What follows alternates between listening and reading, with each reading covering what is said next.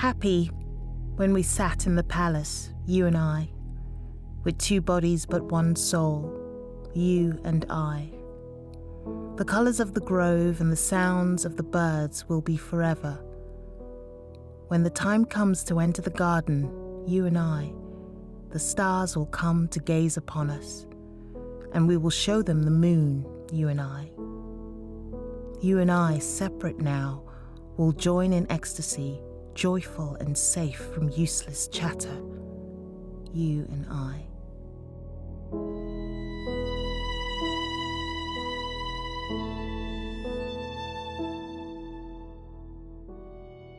Deep in Christendom they left him, until his half-brother's claim to the throne was suppressed. Selim was still too young. In the struggle for succession that exploded even before the Sultan's soul departed, his heir was vulnerable. Selim would be safer tucked away in the hills of North Italy. Only a trusted few knew that he was in a palace high above Lake Como. The palace was built above terraced gardens. Summer shimmered over the lake. The water was still, cupped between the mountains.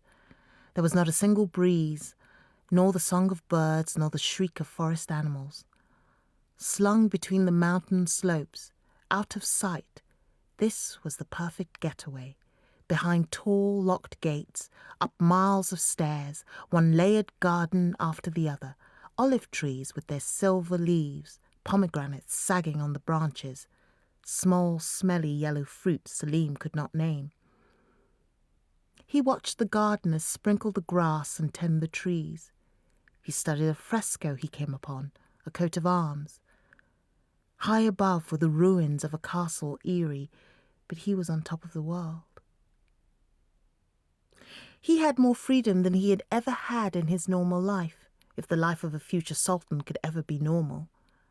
A prince too old for the harem but still too young for the brutal world of men.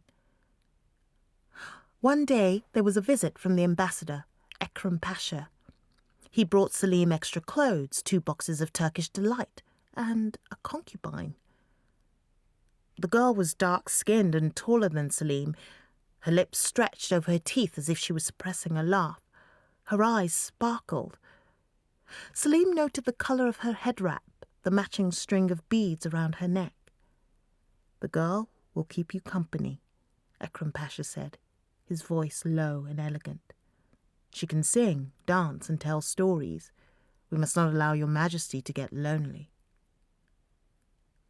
The girl's name was Fatu. She spoke his language. In fact, she spoke several languages, including Italian.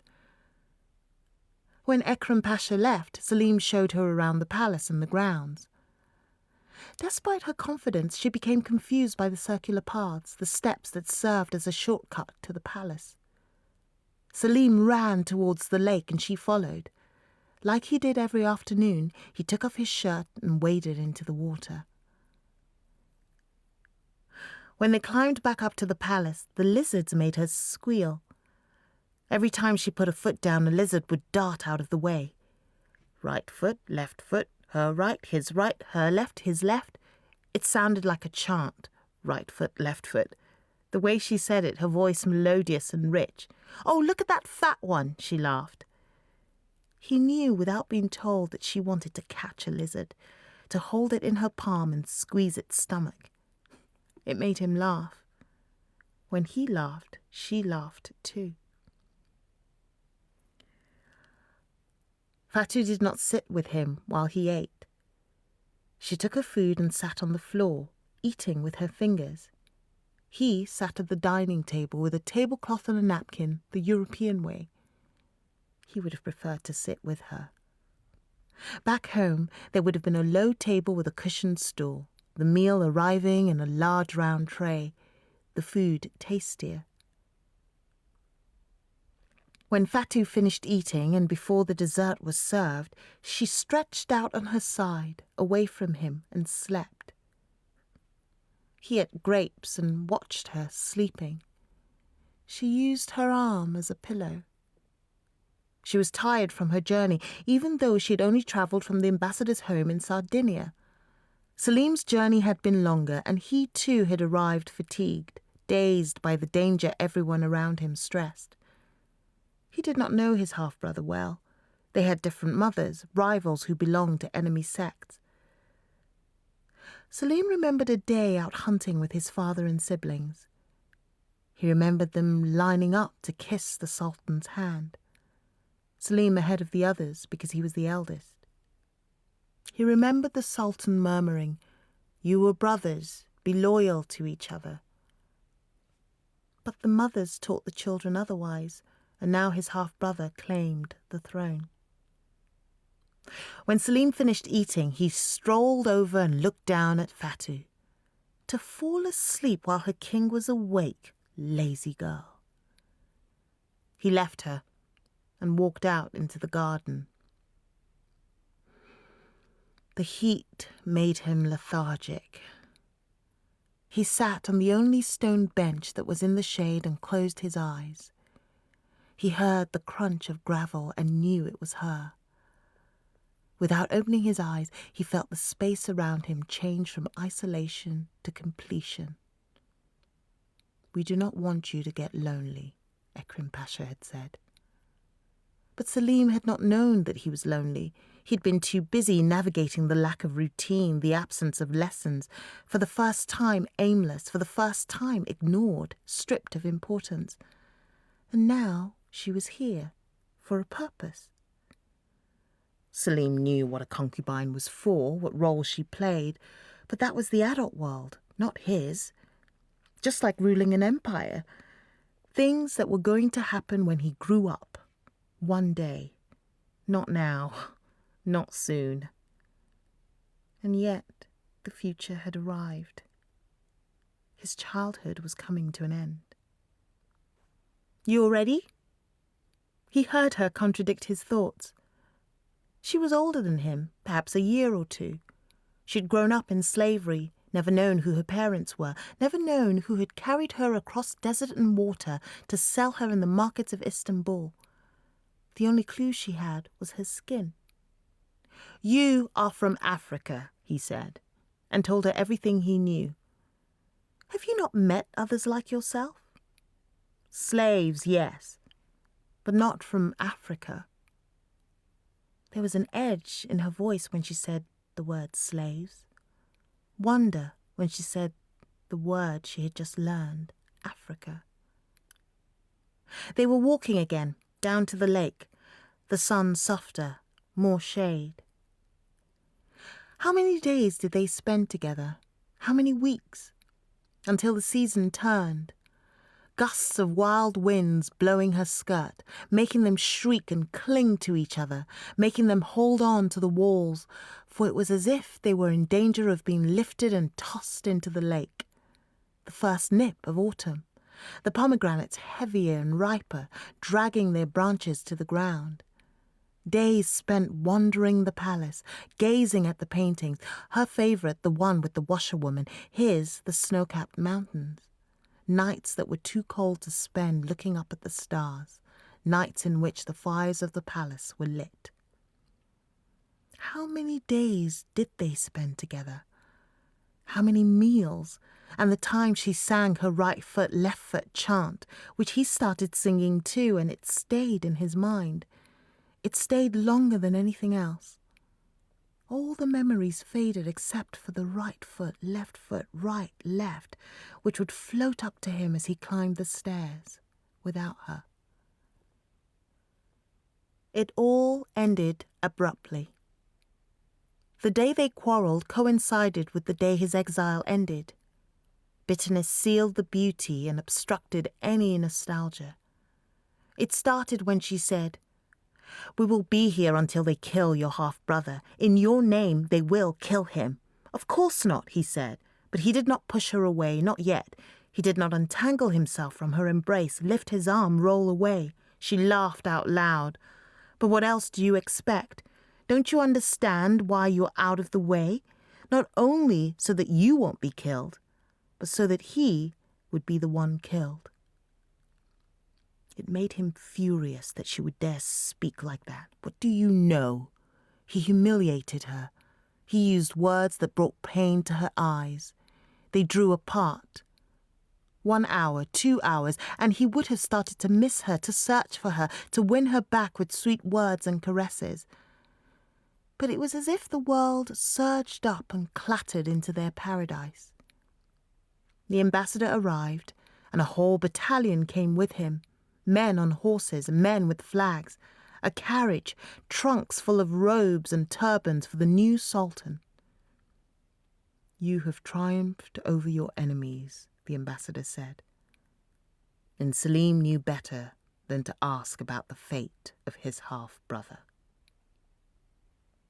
He never saw Fatu again. They left the palace and went separate ways. She went back to her mistress, the ambassador's wife. Months later, accompanying her on the pilgrimage in Mecca, Fatu saw her people for the first time. People who looked like her, laughed in the same way, their voices her voice. She could not leave them after she had found them. In the throng surrounding the holy Kaaba, it was not difficult to slip away, to join the African pilgrims in their journey home. They sailed over the Red Sea and tracked their way through the deserts of Sudan. They headed west until they reached their home in Mauritania. Fatu reached the Africa of her dreams, the Africa Selim had told her about. They forgot each other. How could they not, when all the real adventures happened after they separated? Fatu's escape from slavery and her epic journey, Selim leading armies and forging treaties. Fatu became a fierce mother, and with every fresh love she bestowed on the newborn, the memory of Selim faded away. Sometimes, in the middle of exhausted sleep, she would catch scent of young grass. She would feel her body healthy again, the gurgle of laughter in her throat. If Selim could see her now, he would not recognize her. Not the poor woman with the sagging breasts, the scratch of white hair poking beneath her head wrap. And she would not recognize him either. His manicured hands stained with justice, the turban thrust over the corpulent face, the wet lips that rarely smiled. So many women passed through his life, wives and concubines.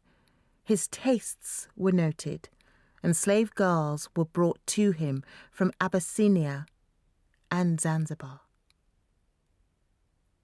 But he did not remember Fatu's name, even when a wife asked flirtishly, "Who was the first woman you bedded?" He did not remember Fatu's face, even when there were mentions of Italy. Sometimes, though, climbing stairs in the open air, a melody would float in his head. Right foot, right, left, and he would hear her laugh again. His laughter too. No, they were not destined to meet. Not in this life.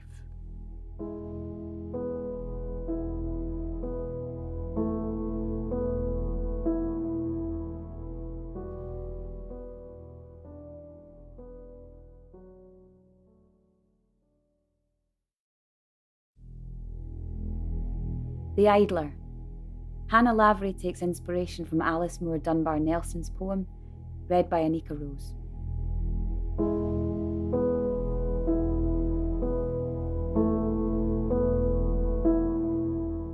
An idle lingerer on the wayside's road, he gathers up his work and yawns away. A little longer ere the tiresome load shall be reduced to ashes or to clay. No matter if the world has marched along and scorned his slowness as it quickly passed. No matter if amid the busy throng he greets some face, infantile at the last. His mission?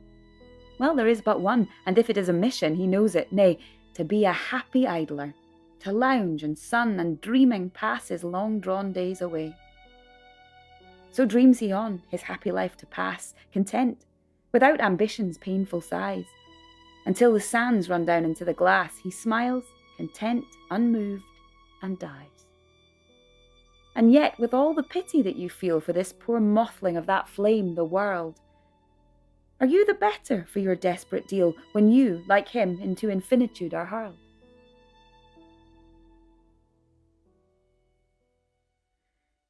"16 days past your due date. Each morning, waking up like it was Christmas, only to be told it was Christmas Eve. All that endless waiting.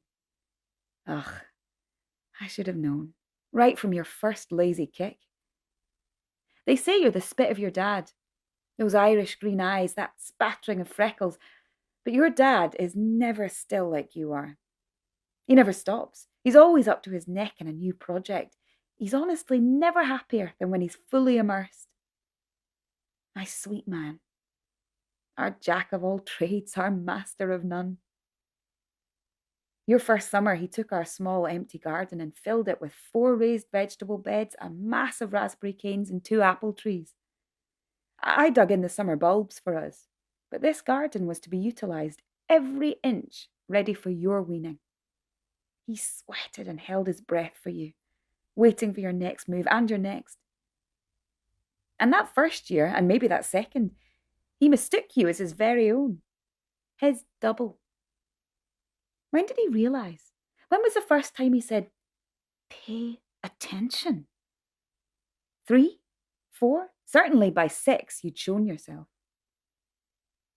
It's coming on noon, and he's quietly raging now, furiously turning the soil and weeding the beds. I tell him that the soil will never yield. It's a heavy clay, see? Compacted by all these identical compact homes. Just wake your son, will you? He grumbles loud enough for me to hear. 14, and you're definitely my son now. He still fights the soil, but not you. He gave you up to the fairies years ago.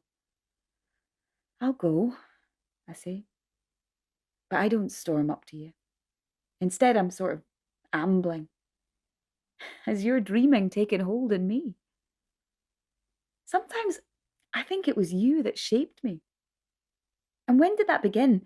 On that quiet walk home from the chemist to our flat? When I left your dad pacing in the kitchen? While I waited for the results of you staring at the pregnancy test on the edge of the bath? After I knew? When I stayed with the news of you for another 3 minutes? Son, you took us over like a cuckoo. We, who have rushed our whole lives, our whole marriage, run from next thing to glorious next thing, one quick dash. Minutes.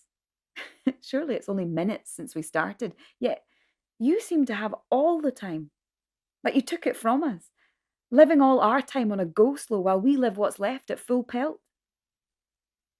And you know, I can't remember if you were ever easy to wake. Each school day, each holiday trip had to have a lead-up of at least an hour. It wasn't that you were averse to a change in the plans or to the new adventure. It was that you wanted it on your terms, at your own pace. It was your time and you would take it. But this long lying in, I know it's your age. The teenage boy, it's not willful, not deliberate. Yet. And I am reluctant to nag you, to knock on your door. My Indian grandmother used to bang pots and hoover outside my bedroom door if I ever dared to sleep in. I won't do that. Not because I'm nicer or more tolerant, but because I'm afraid. I fear you've grown too fond of dreaming. I worry I won't be able to reach you. He thinks about dragging you out of your bed. All this hard work for him to walk around life like it's not happening. I don't respond to this. I've run out of things to say to explain you.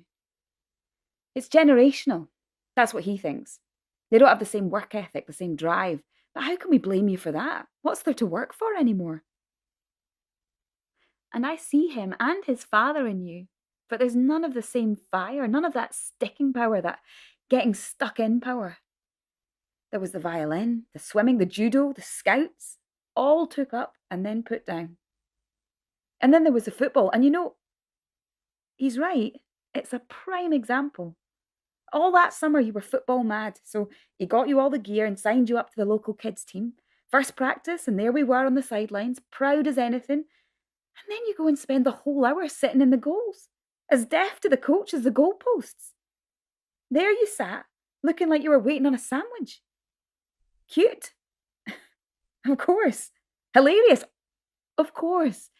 But that lackadaisical attitude went on for weeks, months, years now. Flinching away from the ball, running in the wrong direction, wandering off for a drink halfway through a match. He said, "Listen, son, this is not for you." "I like it," you said. "What could we do?" "I love it," you say.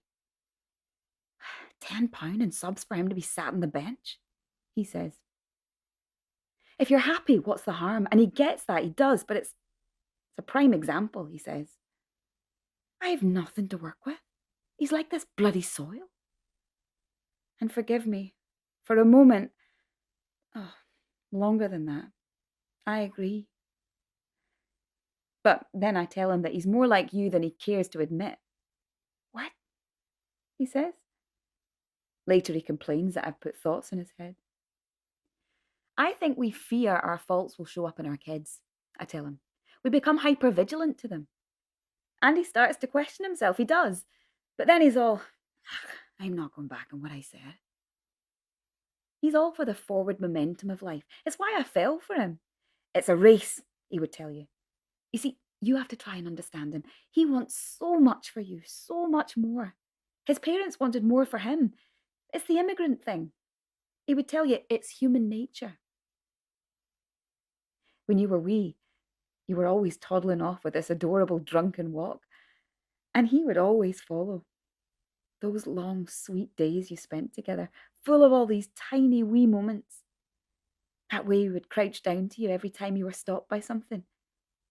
What's this, Daddy? Look at this, Daddy. Your wee hand picking up a fallen leaf to show him and only him. Gentle over a slug in your path, chasing the crisp packet caught by the wind. Once you insisted on holding on to this lost red sock. Your dad called it Marty, took it home and washed it for you. The two of you would spend an hour walking 10 minutes. Time just moved differently. It wound down and stretched out. You were his wondrous, beautiful boy, and he pitied and mocked the parents with their dull and predictable kids.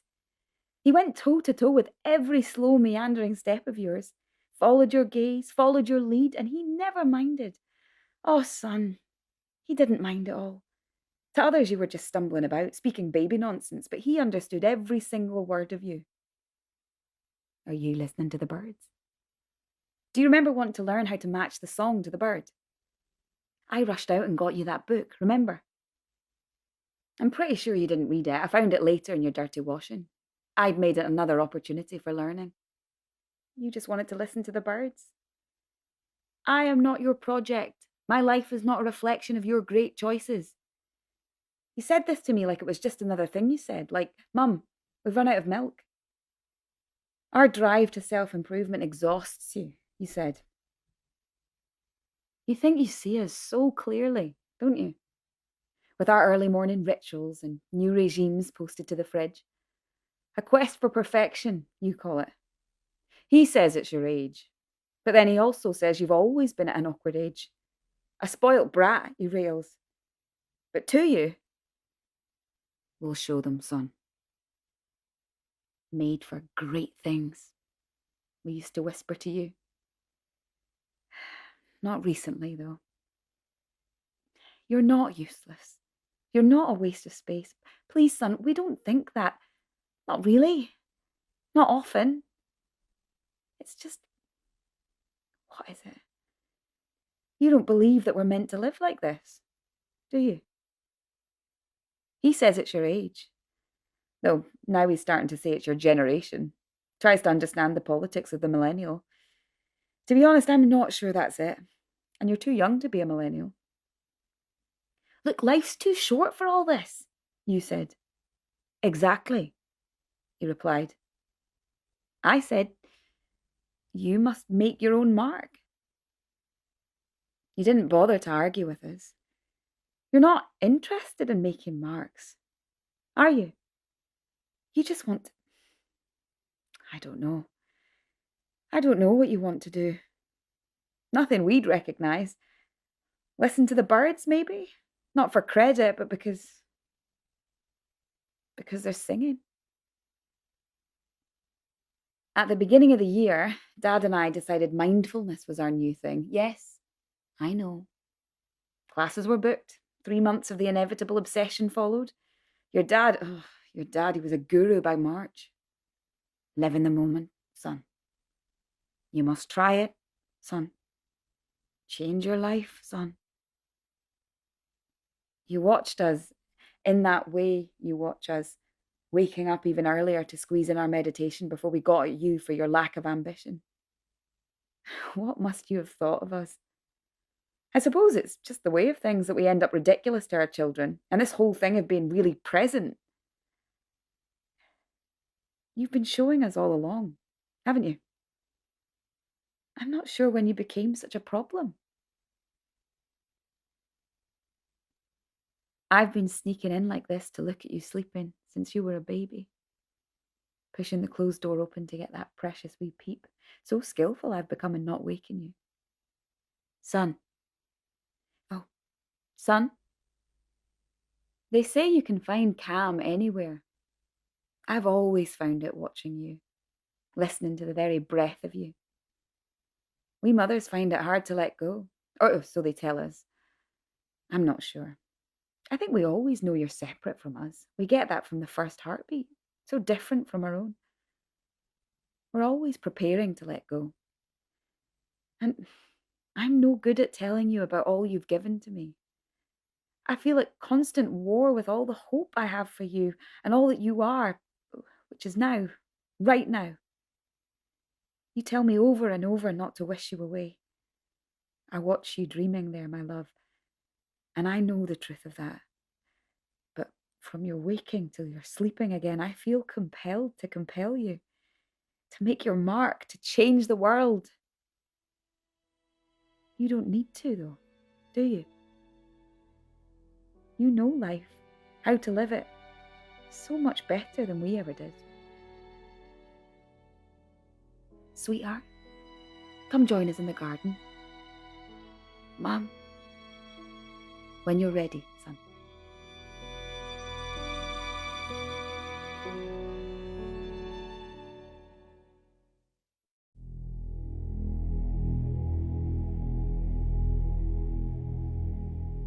Carpe Diem. Cathy Ford takes inspiration from the Ode by Horace. Read by Anita Vitesi.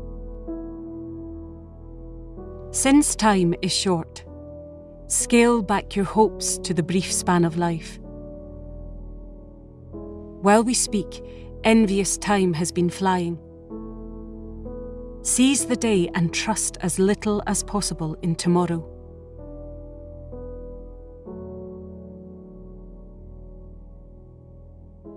Another dippy present from my sister-in-law. Optional message in the special greetings box. Belated happy birthday, God knows you need pampering. A wellness retreat this time, not Carol's thing. Probably a re-gift. You're being a bit sour, Mum. Auntie Carol means well. Charlie talked me down on the phone. And you do need something like this. Posh overnight in Corrie Castle. But it's a night away. It's not like Carol's offering to... What date suits, Mum? Listen, Charlie, you are not coming up from Bristol. Charlie came up from Bristol. Took the train so he could work on it. He'd drop me at Corrie Bay because he'd need the car for Joe. Good excuse for a blow along the seafront anyway, isn't it? Charlie reached across the handbrake to pat his dad. Maybe an ice cream? From the back seat, I watched Joe turn his head from the suggestion. Stare out the passenger window. The wipers beat time. Remember you'd bring us down here, Dad? Charlie's cheeriest voice broke the silence. Poor Mum's always been stuffed in the back. I helped Charlie out. And Susan sticking her head out the window, Joe. Susan not, Joe mumbled. Say again, Dad? I think Dad means Susan's not here. Joe was right too. Susan not. After last Christmas, my daughter decided this was all too difficult. Her wee ones didn't understand what was wrong with Papa. Hey, Dad, if Suze had come, would have been a proper, complete nightmare. Charlie could still nail his sister's stalk affront to anything family-related better than Milady herself. You'd be driving and holding the sick bowl for Charlie, I chipped in. Remember? When I squeezed Joe's shoulder, he wrenched away. Did you see that, Charlie? That's what it's like. A nightmare, Susan. You think? When we arrived at Corrie, I came round to Joe's door. Roll your window down. I twirled my finger from behind the glass. Joe blinked out like he didn't know what he was looking at. Hands on his lap, turning his cap over and over. Beside him, Charlie was staring at the side of his dad's face. Charlie's expression, his eyes. I had to catch myself. Inhale, exhale. If I didn't get moving, I'd be back in the car, in the driving seat. So I'll see you tomorrow, Joe. Charlie's on duty, taking you for a curry. When I leaned in to kiss my husband, his hand blocked me. Mum, it's not duty. You just make the most of your break. Charlie pulled the passenger door shut. Before there was any Charlie or Susan, there was a day we came down here to Corrie Bay on the bus, me and Joe. Hadn't been going out long. Couldn't keep our hands off each other. Couldn't stop smiling into each other's eyes, seeing our giddy, shiny selves reflected back. I didn't know anybody could make me feel so happy. But Joe did. Real Joe. He found the fun in everything. It was what I liked, then loved.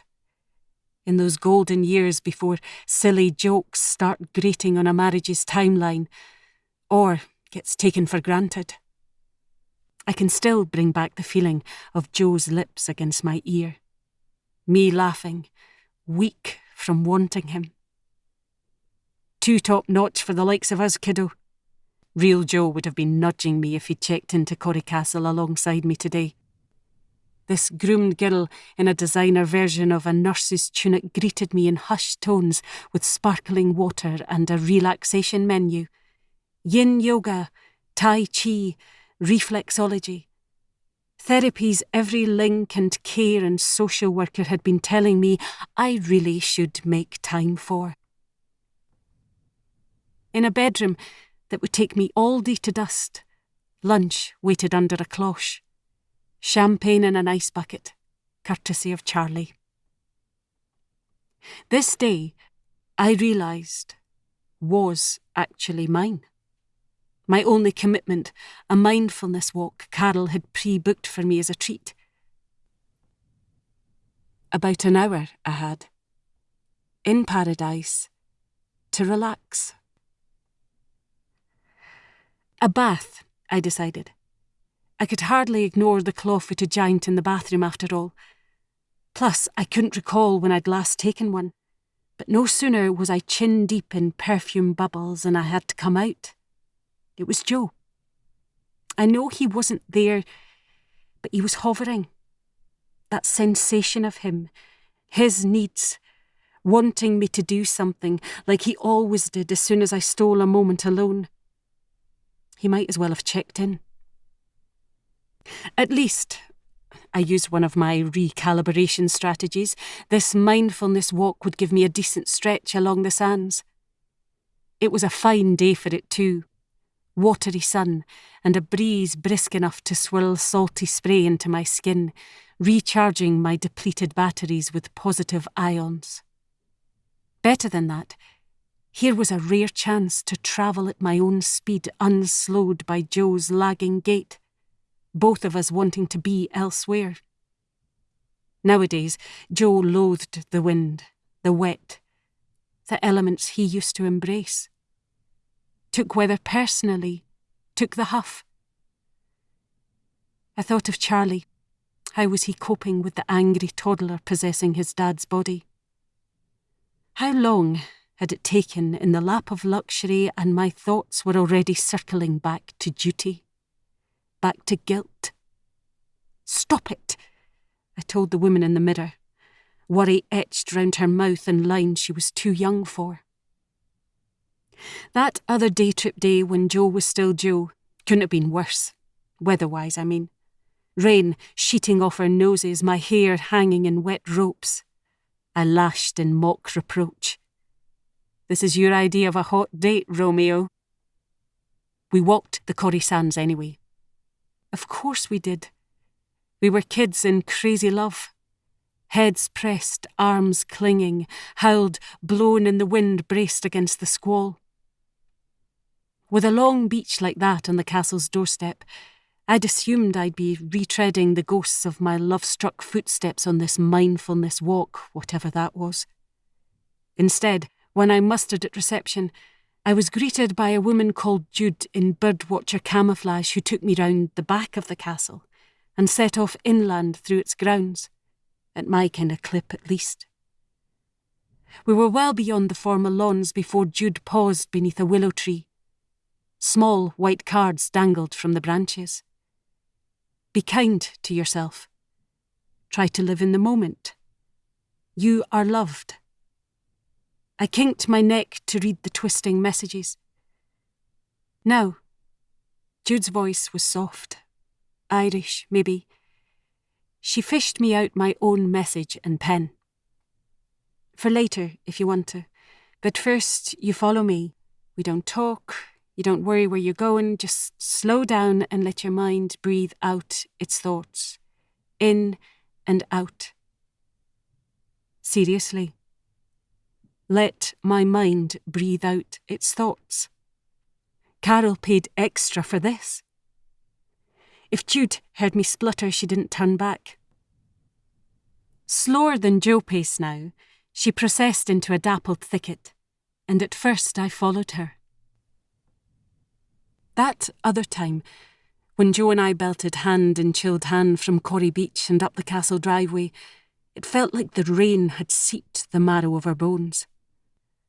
Old hotels like this, Joe was confident, kept a roaring fire going in the bar, even in July. The bar staff would take pity on two bedraggled day trippers, fall for our fake student IDs. They did neither. I was so miserable. Being turned out into the rain, I could have wept. I didn't, though. Got annoyed, took the huff. I was always getting annoyed with Joe. His relentless optimism. Still am. Not at his optimism, that's history. Annoyed because he's gone, but he's not, and I'm left with what he's not, and it's led to this. Mindfulness walk. My mind was full of these thoughts, that this was ridiculous, crunching overgrown woodland, watching my step, itching to overtake this woman. What was wrong with the beach, where I could power walk fast, far less exhausting than keeping pace with someone else? Speed is my default setting, how I do anything for myself. It has to be. Time's not mine, save for snatched escapes while Joe sits in front of Pointless. It's pointless that he watches it, but while he fixes on the screen, out I go. Full tilt. Move fast enough I can out-breathe the grief, you see. I never slow down, daren't. Do that and the thoughts seep in. Like now. Here. Unexpectedly. When the power left my legs, I had to reach for the nearest tree. Ragged panic caught my throat. As Jude wavered from view, her footsteps dealt out the truth I would never outwalk. Even here, in paradise, minutes of my life are counting off to another person's timetable. Even here, I can never escape. Pointless to try. Slumped beneath a canopy of trees, I wept for the first time in years. And wept. I don't know how long I huddled, but when my shudders were past, I noticed sun shafted through the leaves above, warming my face, drying my tears. Then a lost memory of mine surfaced. That other time, before Joe and I broke shelter from the castle grounds for the bus back home, he pulled me under one of the trees on the grand driveway, pressed into me, drying my face with his hands. Even Joe's lips and tongue were cold as he murmured into my mouth, "I'll try to make sure it doesn't get worse." Thank you. I tied my message card on a twig for the birds to ponder. Family commitments, I told the girl when I left the hotel, Charlie's champagne in my backpack. We'll drink it tonight after the curry, I called and told him after checking the time of the next bus in the same shelter I'd huddled with Joe, his jacket round my shoulders. I'd even managed my power walk on the beach before I went back to him, and that was better than enough.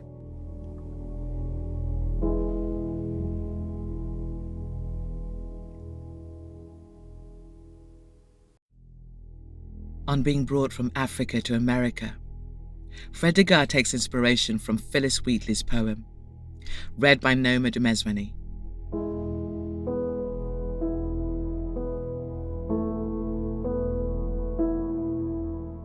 'Twas mercy brought me from my pagan land, taught my benighted soul to understand that there's a God, that there's a Saviour too.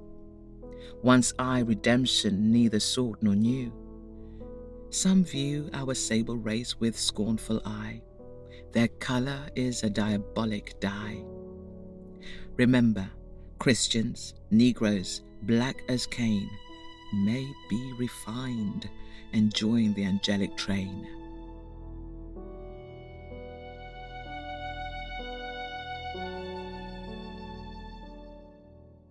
His darling child asked him if she could go outside to play with the other girls and boys, and he said no.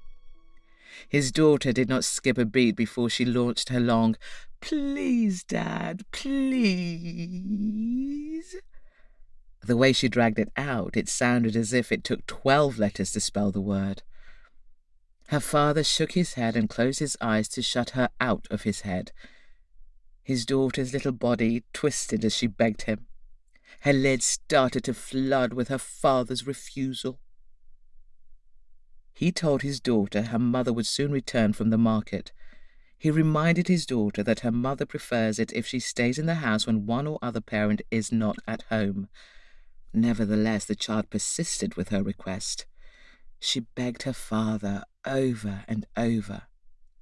She said that all of her friends were playing just outside, that he could see her if he craned his neck out of the window. She promised to stay close to the house. She promised. Her father could not concentrate. He stopped his wood carving and lifted his eyes from the small wood figure in front of him and gazed at his daughter as she begged him. Her eyes brimmed with tears, and she twisted and turned from left to right, which picked up pace and became frantic. He did not want her to fall over in front of him and for her eyes to spill out of her head, not on account of him saying no to her simple request. He told her to stay within earshot. He said if she saw her mother coming up the road, she should run back inside. His daughter thanked him over and over as she slipped out of the house. Her last words to him were, "Dad, you are the best." Her mother arrived from the market with a few things balanced on her head and her arms free to fan the still air for some cool. She opened the door to be met by quiet and stillness. Not the quiet and stillness of mindful industry, of her husband and her daughter caught up with small chores conducted at close quarters. She called for her daughter and her husband. She dropped her basket and ran out of the house in the opposite direction to the market. She ran and called for them. Her eyes flew everywhere. She had left her daughter washed and dressed and with a few chores to get her through the morning. She had asked her husband to keep their daughter close to him. He had said yes, just as she had always asked, and he had always obliged. He knew he had to keep their daughter close by. She was a child. The mother pictured her daughter. Though strong, the child was small for her 7 years. A cover for a pillow made a whole dress for her. 2 plaits ordered all the hair on her head. A few wipes cleaned her from head to toe.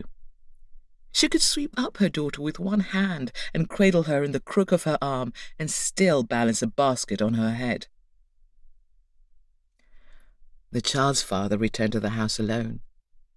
His look said everything. Eyes wide, mouth open, his forehead creased. His wife said to him, "You are not coming back to me without our daughter."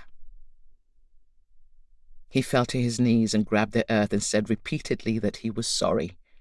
His wife just kept saying, "Where is our daughter? Where is she? Where?" She looked around as if her child might jump out of a corner and sparkle in front of her and banish her worry. The last thing the mother had said to her daughter before she left on a few errands was, "Stay in the house with your father and make sure you say your midday prayers and none of your tricks, young lady." Her daughter was always up to something to get away with doing as little as possible to help her mother and father. She would say, "Mom, I'll pick up all of my belongings as soon as I finish this one thing that I'm doing for Father and you."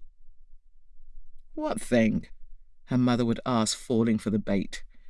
"What can you be doing for your father and me that is more important than gathering all of your bits and pieces spread all over the floor and tripping me up?" And the child would say, "I am making a picture of Dad and you and me fetching water from the river." At this point, her mother would forget the long list of chores meant for her daughter and take those chores as things that a mother could do just as easy since her daughter was busy. Busy in a good way. What a trick. She made her mother smile, even in her mother's adult way of knowing that her child had just run rings around her. The mother did not feel tricked at all. She felt blessed to have a daughter so young and with such a wise head on her shoulders. Whatever the child was making for her parents had to be better than some chore or other. The child's father prays that his daughter can, inshallah, hear his prayers. He wants her to know that she was loved by him and by her mother. That as her father he had forgotten her only for a moment as he worked. In that momentary drop of his guard, slavers had captured her. In his prayers he begs Allah for forgiveness for his failure to protect his child. His wife tells him that he did not fail their daughter, that he alone could not have done anything except throw away his life if he had tried to save their daughter. The parents pray loud and long that Allah, in His mercy, may grant her safe return to them. Her mother spreads her daughter's things around the house just to fall over them, just to pick up those things piece by piece, glad that her daughter tricked her into tidying up. Maybe her daughter was playing a trick on her parents, to make them think that she was gone, and have them come close to believing that their daughter might never return, only for her to pop up, large as life, and say, "Mother, Father, you found me. It is me, your daughter." The child prays to Allah, who decreed that this ship take her from her mother and father, to keep her in the middle of this big sea, under the swell of this water, below fish, for a heaven in this life under water. How can the ship in this sea make her forget everything? She sees water without end, the dip and sway of the vessel that swallowed her, and hundreds like her. Hands slap her, tongues lash out at her, hands throw water over her to keep her awake, to make her clean. The people who say they saved her are the same people who captured her. People examine her from head to toe, check her whole body, her teeth, her hair, between her toes and between her legs. They give her their name and the name of the ship, that roof on the sea with her under it. She sees clouds shaped like her village, the fields and trees around her home. The shapes of her parents drift by way up in the sky. Her captors throw some of the sick and the rebellious into the sea. Some of them jump into the sea, jump for the land under the sea, far from this ship, far from these people who chain them and beat them. The child's ears fill with cries and shouting and whiplashes. Soon she stops hearing. She replaces those cries with the call to prayer. She practices in her mind's eye the movements of praying with her mother within earshot and sight of her father. She loses count of the days, each day measured by whip and spit, vomit and dying. The ship cuts into the sea as if sinking deeper and deeper in a sea made of salt and air and cloud and sky, no birds, no trees, no land. The child starts to forget. She forgets her name. She shuts her mouth, clamps her teeth and lips to avoid saying something that might draw lashes. Soon the child loses her tongue, or her tongue buries itself for safety deep into her body. She no longer knows her name, not even as a secret. She no longer has a mother and father to call her name and have her answer to it and run to meet them. She lays below deck and walks above with other children. She is not a child or a girl.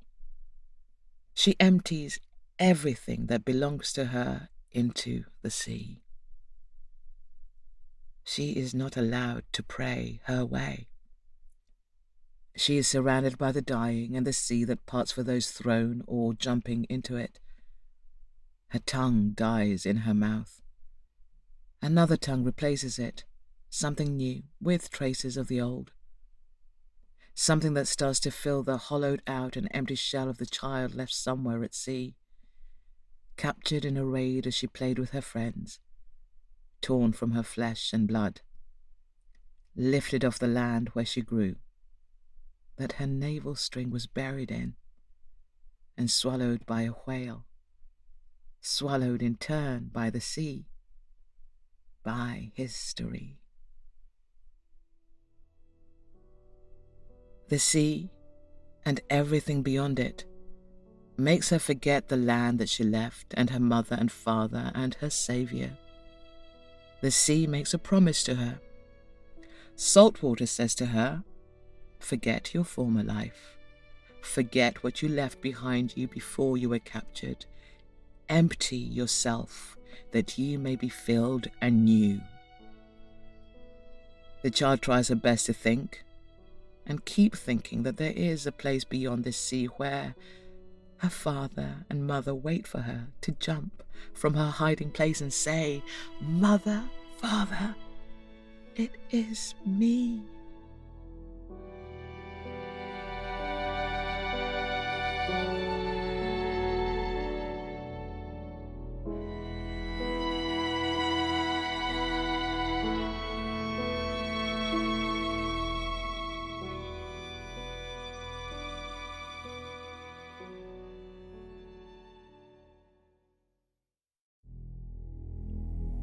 A Nocturnal Reverie.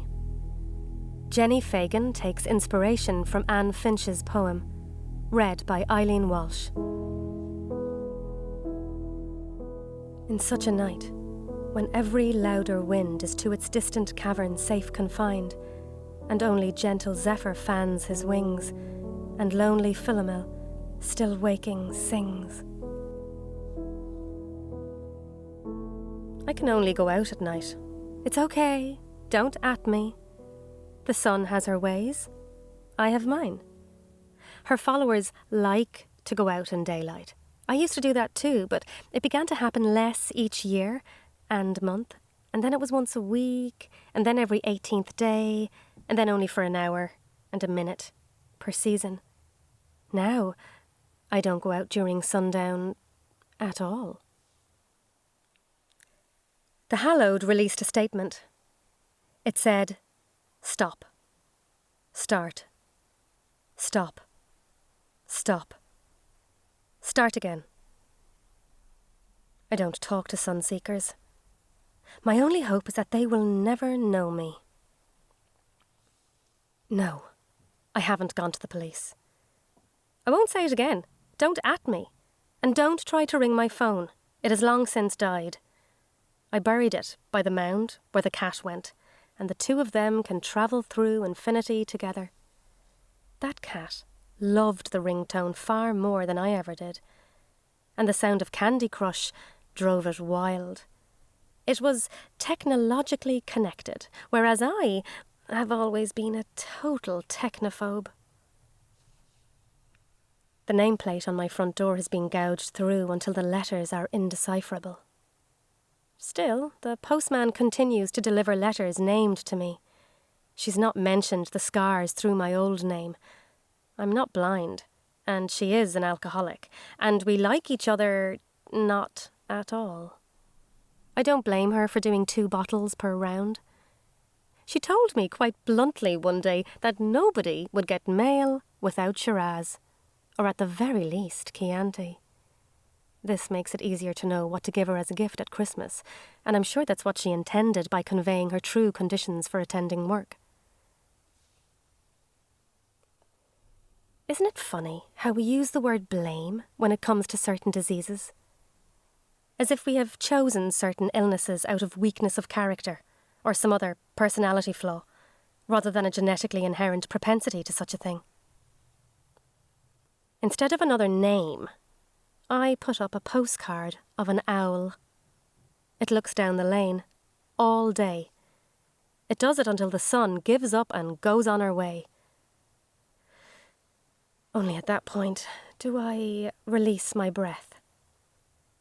I have to wait her out, with her heat and her sticky breath. And I do. My house is like a fortress, with every curtain closed and every shutter locked. But it takes such a strain all day of her stalking around. I know what she wants to do, but I'm never going to be a flame ball for her endless temper haze. Her garish tendrils probe around the outside of my house, unfurl up towards the curtains, dance around on the path, wilt the poppies. Meanwhile, I have taken to laying down star-shaped on the cool flagstones in my kitchen, seeking only the certainty of their touch on my skin. I don't even go near the door until I'm sure that there's not even her finger left to point at me through the apple trees. I will never have it in me to trust that parch-making, throat-drying, skin-aging, attention-guzzling, garishly tendrilled fluster muppet of the blue azure. It's what she is, and she knows it. Once she is gone, I begin to ease up, stretch out my legs. I might have my first glass of water then sometime later. Each night, I check conditions. If they are wrong, I do not leave the house at all. Right now, the hours have passed long enough in their procession through time, and the garden is waiting. I'm a minor figure, yet how it still wants me. I have no sister. She has no husband. I revoked all my other names. You may call me Fee. They say it is only the males who sing. So what is this song that waits through all of the other horrible goings-on in the world until it has its chance to pour out of me? Not quite yet. Tonight, conditions are as good as they can be. All hurricanes are otherwise diverted, and no cracking of the earth, and sinkholes gaping elsewhere, and only the gentlest zephyr to caress the overhung green boughs by the river, and the moon coming to carefully lay dewdrops upon the fresh grass, and each blade will feel so perfect beneath my bare feet. There are 4 bolts on the door, an alarm system to decode, and a creak as I pull the old handle and look down the garden path. Foxgloves, glowworms, woodbine, bramble rose. In twilight, they take to their stage with the totality of strangers. The foxglove paler than she was in her day. The smells of earth, which receded from the burnt goddess, now come out to find their way under deep, deep blue skies. They begin to scent the shadows. What ancient light. One bare foot first, and my skin adjusts to the soothing virtue of night. She has waited for me, unlike my sister, who turned first her face, then her heart, and lays still with a husband who has left my body scarred. I did not call the police. Who even turns to them now? Especially women. What is the point? That is the sadness. You can tell me not to be sedate, but this world has viced us all in the great jaws of her poison. Hope must only be encouraged when she can be held. It is such a night for things illicit and vital. I can hear curlews away down by the shore chattering after midnight, the long curves of their bills a silhouette by which waves cease to falter. The partridge has found a patch of ground to line with grass, and every 2 days she lays her clutch, 15 to 20 eggs. For 55 days she prays there shall be no heavy rain. Eggs hatch in 23, and leave their nest only days old, and the joy of her heart must be hidden, whilst all across the country men, as tyrants, sleep, easy, on silk, on cotton, on the arm of a woman who once spent time in a womb before me. There is no justice, and I am less trusting of the law than I am of the sun these days. This morning, the Hallowed released a statement. It said, "You voted in what you voted in. Now is not a time to grow faint of heart. We give you all we are. We tell you all we know." And meanwhile, we cannot go out to march because the word was clear. Stop. Stop. Start. Start. Pause. Start. Don't at us, the Hallowed. We left in helicopters. We are no longer here. My sister hates her husband, yet she lays by him because she thinks it makes her more safe. She has married delusion. I'll only get her free if I kill him. I don't have the hands for it. She lies to herself and beside him, at least in some way also, to protect me. We'd go to the escape agencies, but they are no longer funded. Leave my mind. Silence my musings.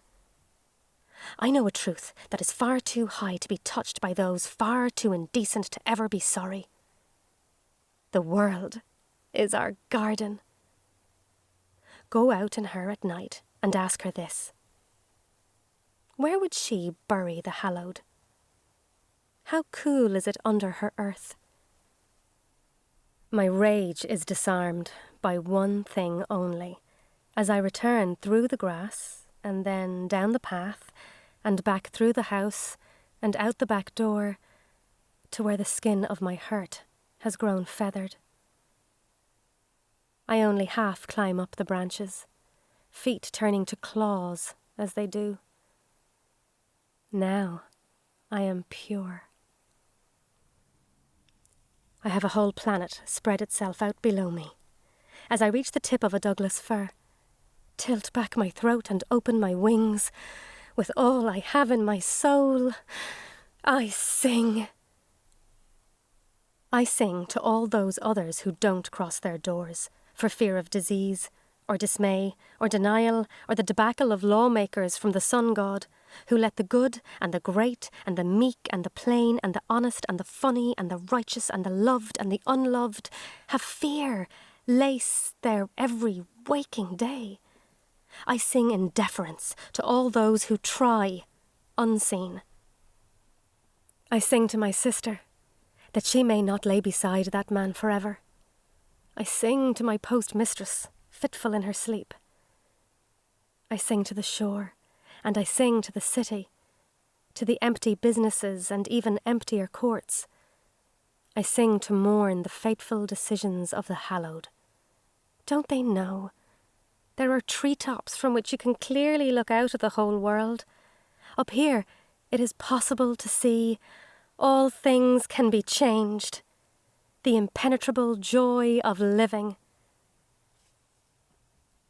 I revoke, here and now, all those things given to me that I did not want or ask for.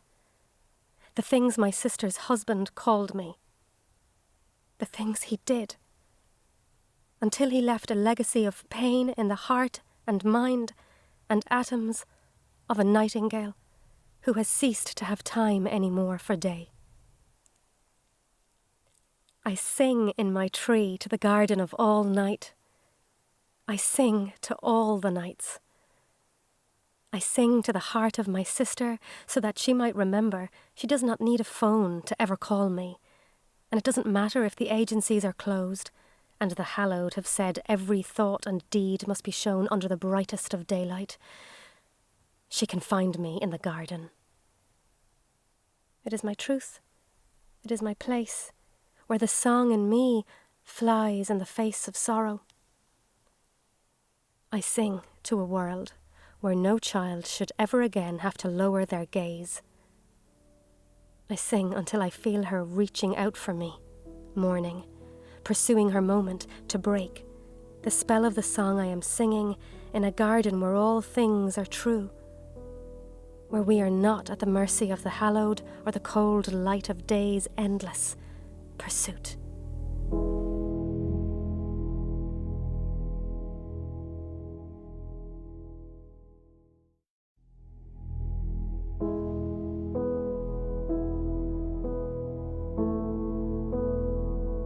You canna mak a pudding out of pig's meat.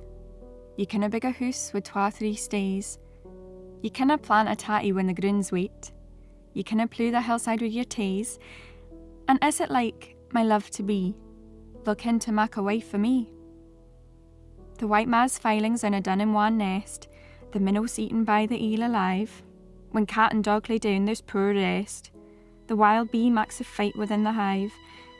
And is it like my love to be, I'll kin to mak a wife to thee?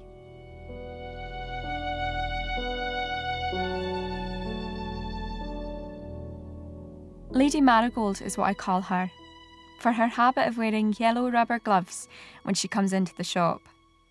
This is not a COVID precaution. She's been dressing that way for years. "Hello, Lady Marigold," I said to her. She doesn't mind. "Good morning, Muriel," she said to me. I don't mind. Even though my name's really Mariel, I feel it makes us kind of equal.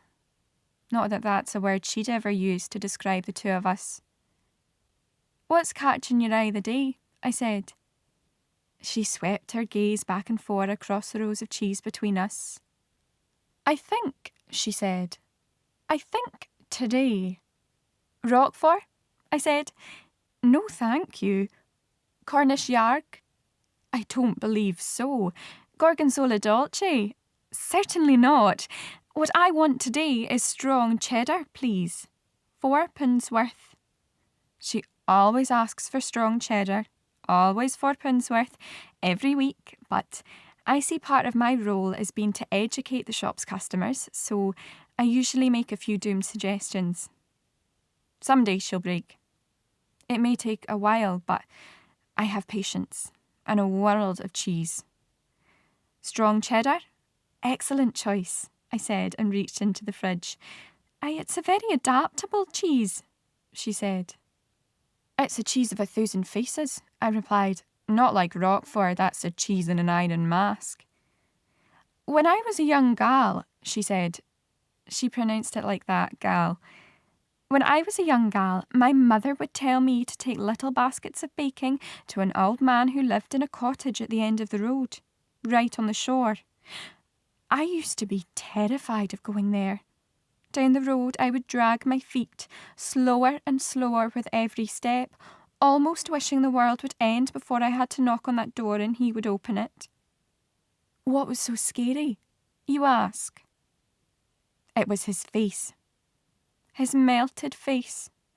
All down one side from his brow to his chin was smooth yellow skin, shiny and tight as toasted cheddar. No eye, not on that side. Just a smoothed over sunken hollow where an eye ought to be, and the ear was nothing but a hole into his head. To me, a young gal, the sight of it filled me with horror, with dread. She shivered. I pushed her neatly wrapped cheese across the counter. £4 and 4p, please, I said. I asked for £4. I'm sorry, it just works out that way sometimes, you know. You put the wire down one atom to the left and bang, there goes 4p. She sighed and pulled her purse out of her handbag with a show of reluctance. What happened to that old man's face? I said to ease her pain. When I was a gal, I naturally assumed he'd drunk himself into a stupor and fallen face first into the fire. Well, it's what I knew from home. Much later, when I learned that not all men are like my own father, I decided he'd probably been injured in some wartime incident. He was of that age. And of course that made me feel frightfully guilty. All that time I thought he was a monster. He was really a hero. She prodded a pile of coins across the counter towards me. Though you don't really know that either, I said. Well, what can we ever truly know of another human being? She said. At least we can rely on cheese, I said. It never lets you down. She sighed again. Keep the change, and turned to leave. I counted the money. £4.05. Thank you, Lady Marigold, I called after her and dropped the spare penny in the charity tin by the till. At the clinking of the peedy coin, she paused with her hand on the door handle and looked back. My late husband used to say to me, Allegra, one simply cannot plant potatoes when the soil is wet. Usually it was when I'd asked him to take the dogs out and he wanted to stay sitting by the fire, and I used to fume inside thinking, what was I dreaming of? To marry a man who knows about substances like soil? And what do you think now? I think that man never handled a vegetable in his life. He didn't know the first thing about soil. He didn't know much about anything except persuading me to marry him. But I was young and desperate to get away from home. I didn't need much persuading. She clutched her chunk of cheddar to her bosom like a string of cheesy pearls. Let that be a lesson to you, Muriel. Let that be a lesson. Half an hour later, I was filling up the chutney shells when a familiar figure came bouldering through the door, blue boiler suit open to the bulging belly, rigger boots, black beard exploding round the edges of his mask. None other than Captain Puggy. I doubt he's the captain of any vessel bigger than a pint glass. No more than my previous customer was really a lady with a capital L. But he spends his life at sea, months at a time, then a few precious weeks back on shore, so captain it is. It's the least I can do. Aye, aye, bonny lass, he said. Have you got any CO2? Carbon dioxide? Of course. I pointed, over in the homebrew section. He shuckled over and rattled amongst the gas canisters. Are you taking up brewing, Captain? I thought you were a Navy rum kind of guy.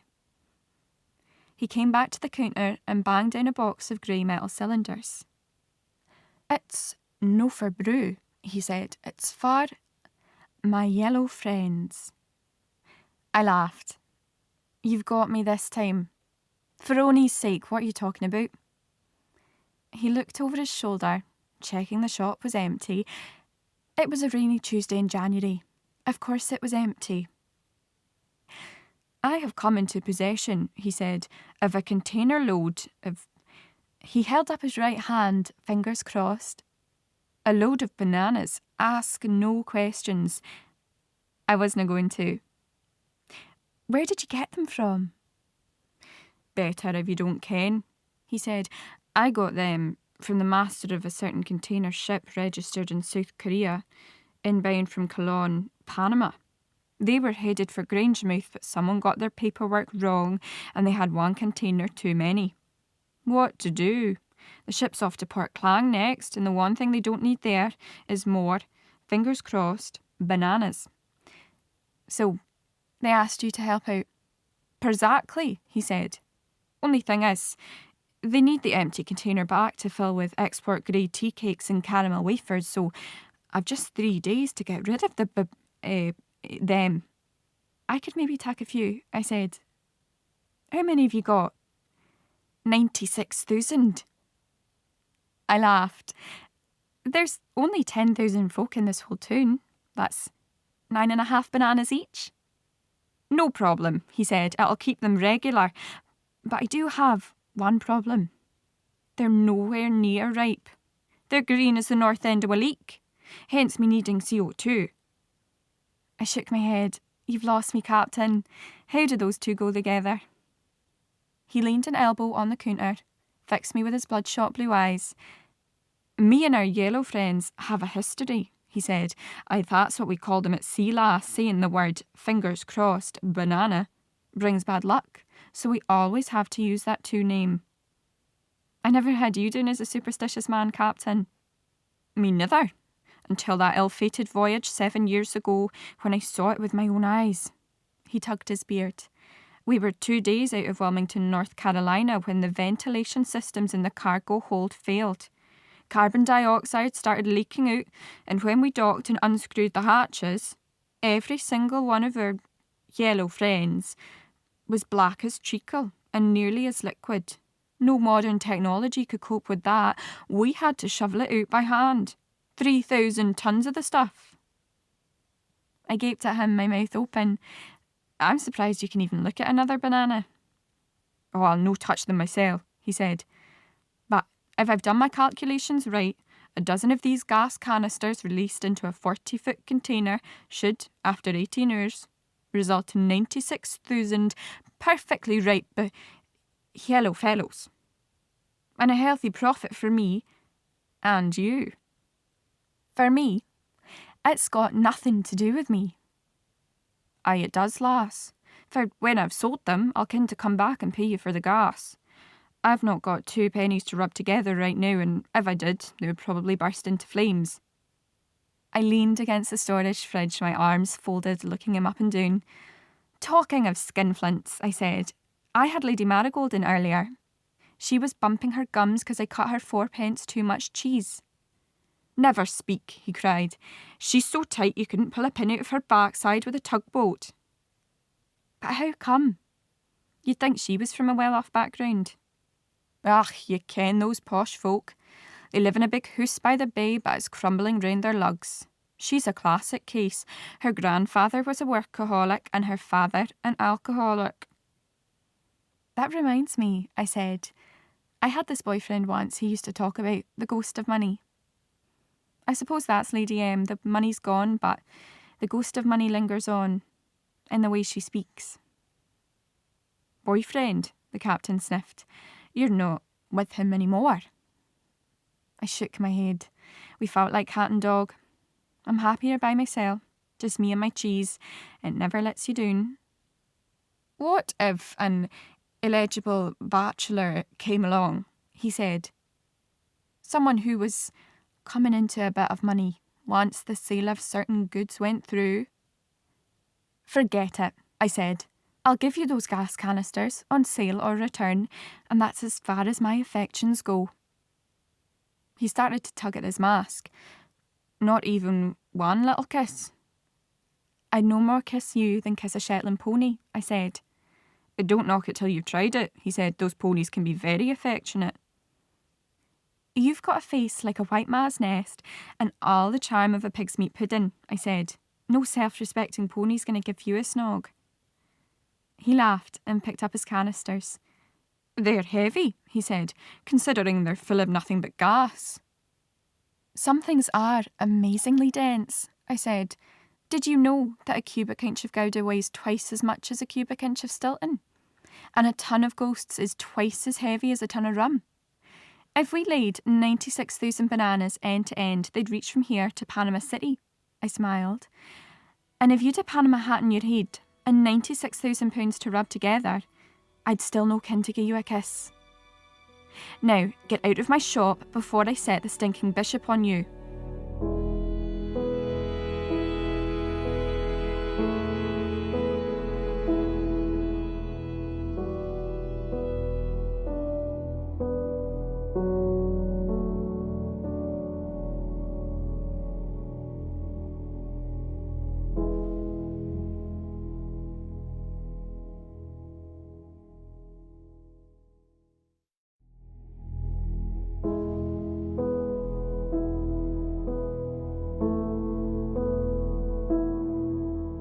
The Prohibitionists made me Town Marshal when the saloons were voted out, because, when I was a drinking man, before I joined the church, I killed a Swede at the sawmill near Maple Grove, and they wanted a terrible man, grim, righteous, strong, courageous, and a hater of saloons and drinkers to keep law and order in the village.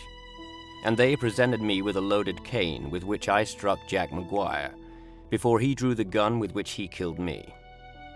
The Prohibitionists spent their money in vain to hang him, for in a dream, I appeared to one of the 12 jurymen and told him the whole secret story. 14 years were enough for killing me.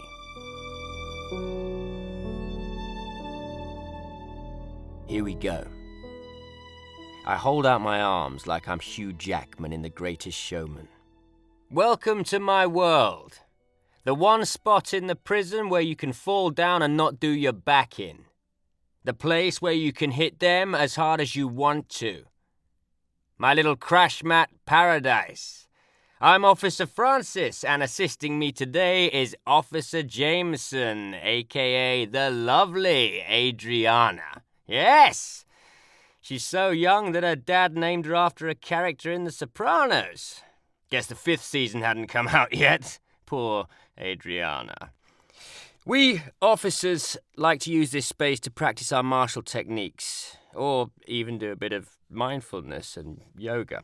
But you're all here today because you're education or health buds, and you're going to be doing solo working with the prisoners. Now, sadly, there are some baddies in this prison, so you need to be able to defend yourselves. And secondly, if you're going to have to hit them, you want it to hurt. Am I right? I looked down at them meekly bunched up on the bench and realized that this lot isn't going to survive a week in here. Their knees are pressed together and pointed upward at the strip lighting. Expectant faces like cooked chicken on the turn. Not the most flattering light for my naked bonds, either. I wink at Adriana. She knows we'll have to go a little rough on these babies for their own good. We only get a few hours to toughen them up before they're on their own with the cons. She nods. Good lass. Works hard. Plays hard. Drinks later? Hopefully. Today's trainees start silently reading through the laminated sheets handed out by Adriana on our hostage-taking procedure. They don't need to tell me they're impressed. I can tell from the dazed way they hang onto the paper after they've read it, like they're scared to put it down. Taking things more seriously now, eh? I recap the information to make sure it's sunk in. The key thing to remember in a hostage-taking situation is give them whatever they want. But you better pray to the Almighty that your panic button is hanging around your neck where it should be, so you can call for help and your colleagues, aka the cavalry, come to the rescue. No need to be a hero. No need to antagonize them. Just do what they want. Remember, hostage takers get nervous too. And a nervous hostage taker is a reckless hostage taker. One of the nurses looks terrified, her blue eyes flicking through half-remembered scenes from Prison Break. I entertain them with some of my favourite hostage-taking incidents, like where an officer got stabbed through the hand with a shank and locked in a cell to bleed for 7 hours, or when loads of officers got mutilated by construction tools in Old Main, Santa Fe. I've just moved on to Attica when I notice there's a young lad with his hand up, a junior dentist. These doctors and what have you can be a bit difficult. This one looks like a greyhound with an emo haircut. When was the most recent hostage-taking incident? He inquires innocently, as if peering into my mouth, asking, and when did you last floss your teeth? The answer to both being admittedly some point in the 1980s. Unfortunately, this relieves the tension a bit. Anyway, it's always good to be prepared, I say, especially in your situation, son. With all those drugs and sharps lying around, drills, scalpels, etc. He shrinks back onto the bench. Down, boy. We move to the mats for a bit of de-escalation roleplay. I pair them up by height, reminding them that it won't be such a fair match when they're squaring off to a villain. One half has to kid on like they're a prisoner that's kicking off about something, needing their meds, or not getting to make their call home, you get the picture, and rush at their partner. The partner must stand firm and adopt one of the de-escalation postures. Rodin's the thinker, the negotiator, cat's cradle, or the Michael Jackson, and offer some calming yet authoritative words. Then, when attacked, they must quickly move to incapacitate their partner, turning their flinch into a strike. I get Adriana to demonstrate with me, feeling that familiar frisson as she deftly mimes kneeing me in the crown jewels. With my fingers around her wrist, her escape forces me to kneel in submission. I smell my own self. She shares a story about when a bloke tried to... You know what? That's her story to tell. I wouldn't have wanted to be in his shoes when she'd finished with him, is all I'll say. For such a shy bunch, most of them really seem to be enjoying pushing each other over and shouting. Some of the women are holding back, crossing their arms over their breasts and wincing at the slightest touch. Clearly, some people would rather be comfortable than prepared. A few of the older ladies especially aren't really committing to the experience, giggling and barely hitting each other. They rub phantom injuries and look over at me with wounded expressions.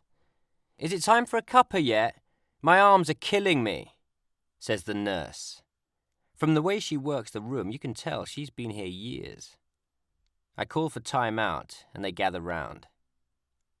Some of you probably think this is all a waste of time because you wouldn't hurt a fly, right? Wrong. You don't know how you'll react when you're under pressure, or when that prisoner who has a grudge against you gets you into a corner. Believe me, when that time comes, you want to be prepared. I scan the crowd for the most petite woman and beckon her over. She's an Amy Winehouse type. Tattoos, dyed hair. Barely even comes up to my chest. "Come on, sweetheart," I say. "I've been watching you practice, and you're not trying hard enough. Let's see what you can do when you put some welly in." I point at the peeling apricot wall. "What does it say on that poster there?"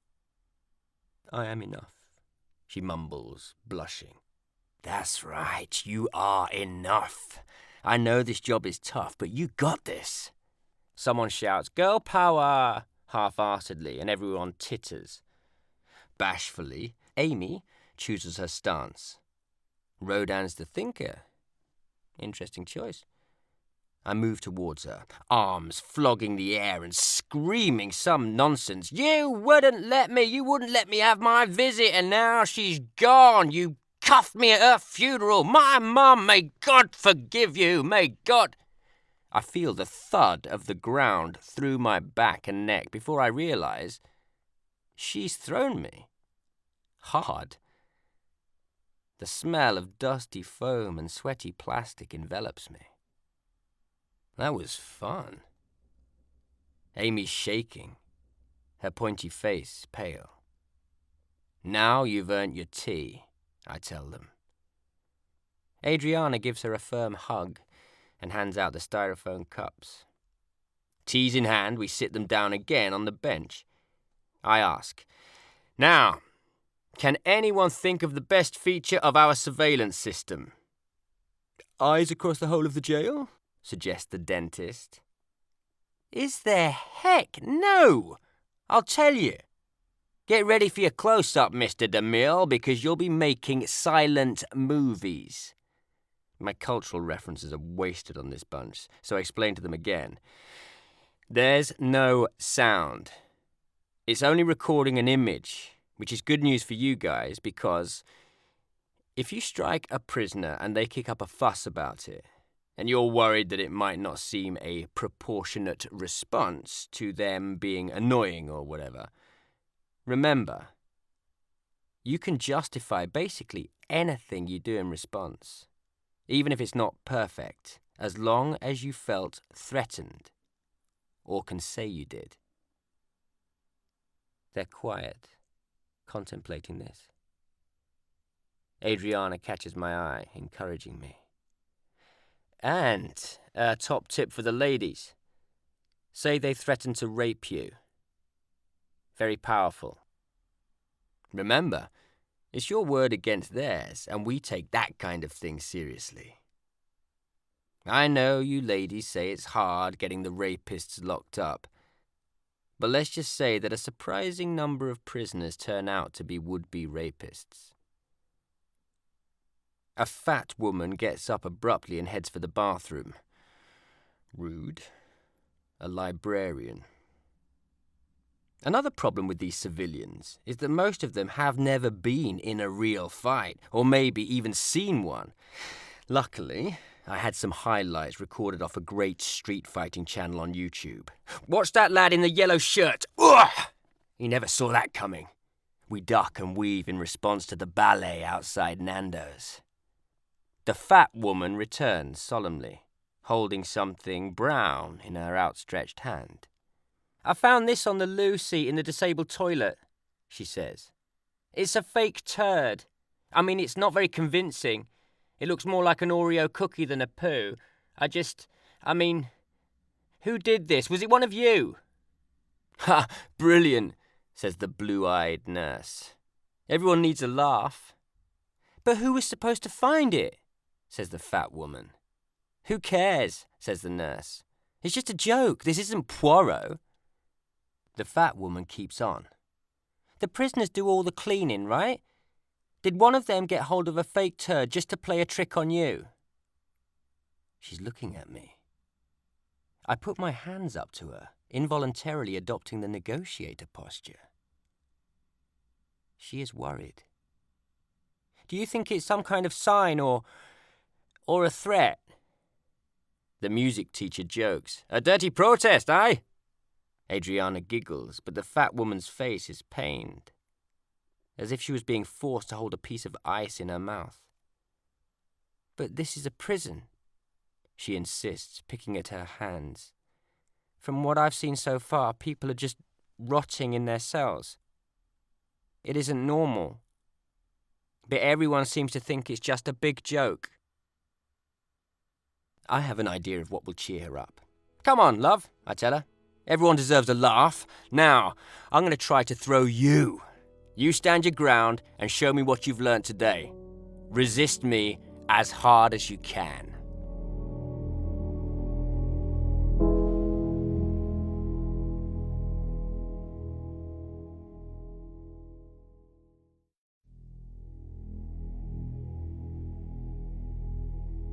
The night is darkening round me. The wild winds coldly blow. But a tyrant spell has bound me, and I cannot go. The giant trees are bending, their bare boughs weighed with snow. The storm is fast descending, and yet I cannot go. Clouds beyond clouds above me, wastes beyond wastes below. But nothing drear can move me. I will not, cannot go.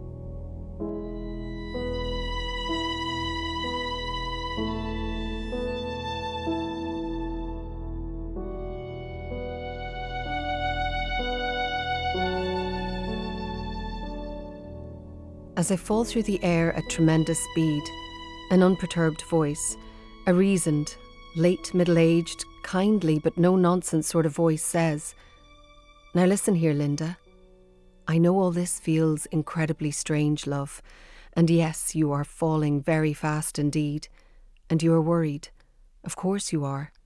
But I need you to breathe very deeply, and then everything will slow right down. Breathe, and let it happen." And so I believe it, this voice, feeling no instinct in me at all to doubt it, even though I don't quite know whose voice it is. It sounds only partly like my mother's voice and partly like, what? The voice of something angelic, perhaps, so not quite human but otherworldly? A voice belonging to, yes, that's it, another world.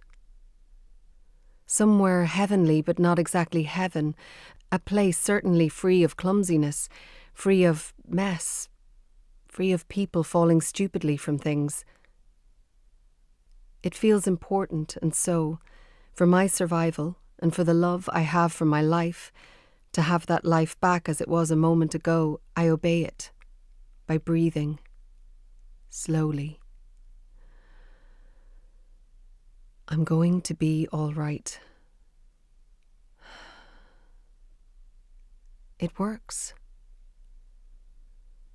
My drop is something else now, like I'm no longer fearfully plummeting, but instead almost being carried, carefully carried by invisible arms, so that when I will finally reach the bottom, I'll be laid there and told to be patient. Someone will bring me a blanket and take me home. I can see Johnny getting smaller as the distance between us grows with my fall. I'm a fool. What possessed me to stand so close to the edge, to be so utterly thoughtless, so stupid? Johnny is on his knees now, looking over the precipice. The poor man, is he waving? At what, me? He can't possibly be asking me to wave back in a situation like this. A situation in which I'm falling and nothing else. It's absurd. Is he taking the rucksack off his back? Why? Johnny, you won't find a rope in that bag. No rope in the world could be long enough. Can you not see how far I've already fallen from you? Anyway, I packed that bag. I know what's in it. A thermos of sugary tea, some cheese sandwiches in foil, salt and vinegar crisps, 2 chocolate eclairs in a Tupperware box, and a small bottle of champagne all wrapped up in a blanket. He doesn't know about the champagne. I hope he doesn't find it, or the ring in the side pocket. What a shame I fell before I got to ask him. He'll have to wait until I'm back on my feet again. Last night I showed Carmel, my older sister, the silver band I bought for my proposal. "It's beautiful," she said. "Will he wear it?" "Of course," I said. "I know Johnny, he'll like it." "Must have cost a few quid," she said. "I saved especially, Carmel. I saw it in the jeweller's last February and I wanted it. I can't wait to see it on his hand. the brightness of it against his tanned skin. Carmel tried the ring on and we laughed. It only fitted her thumb.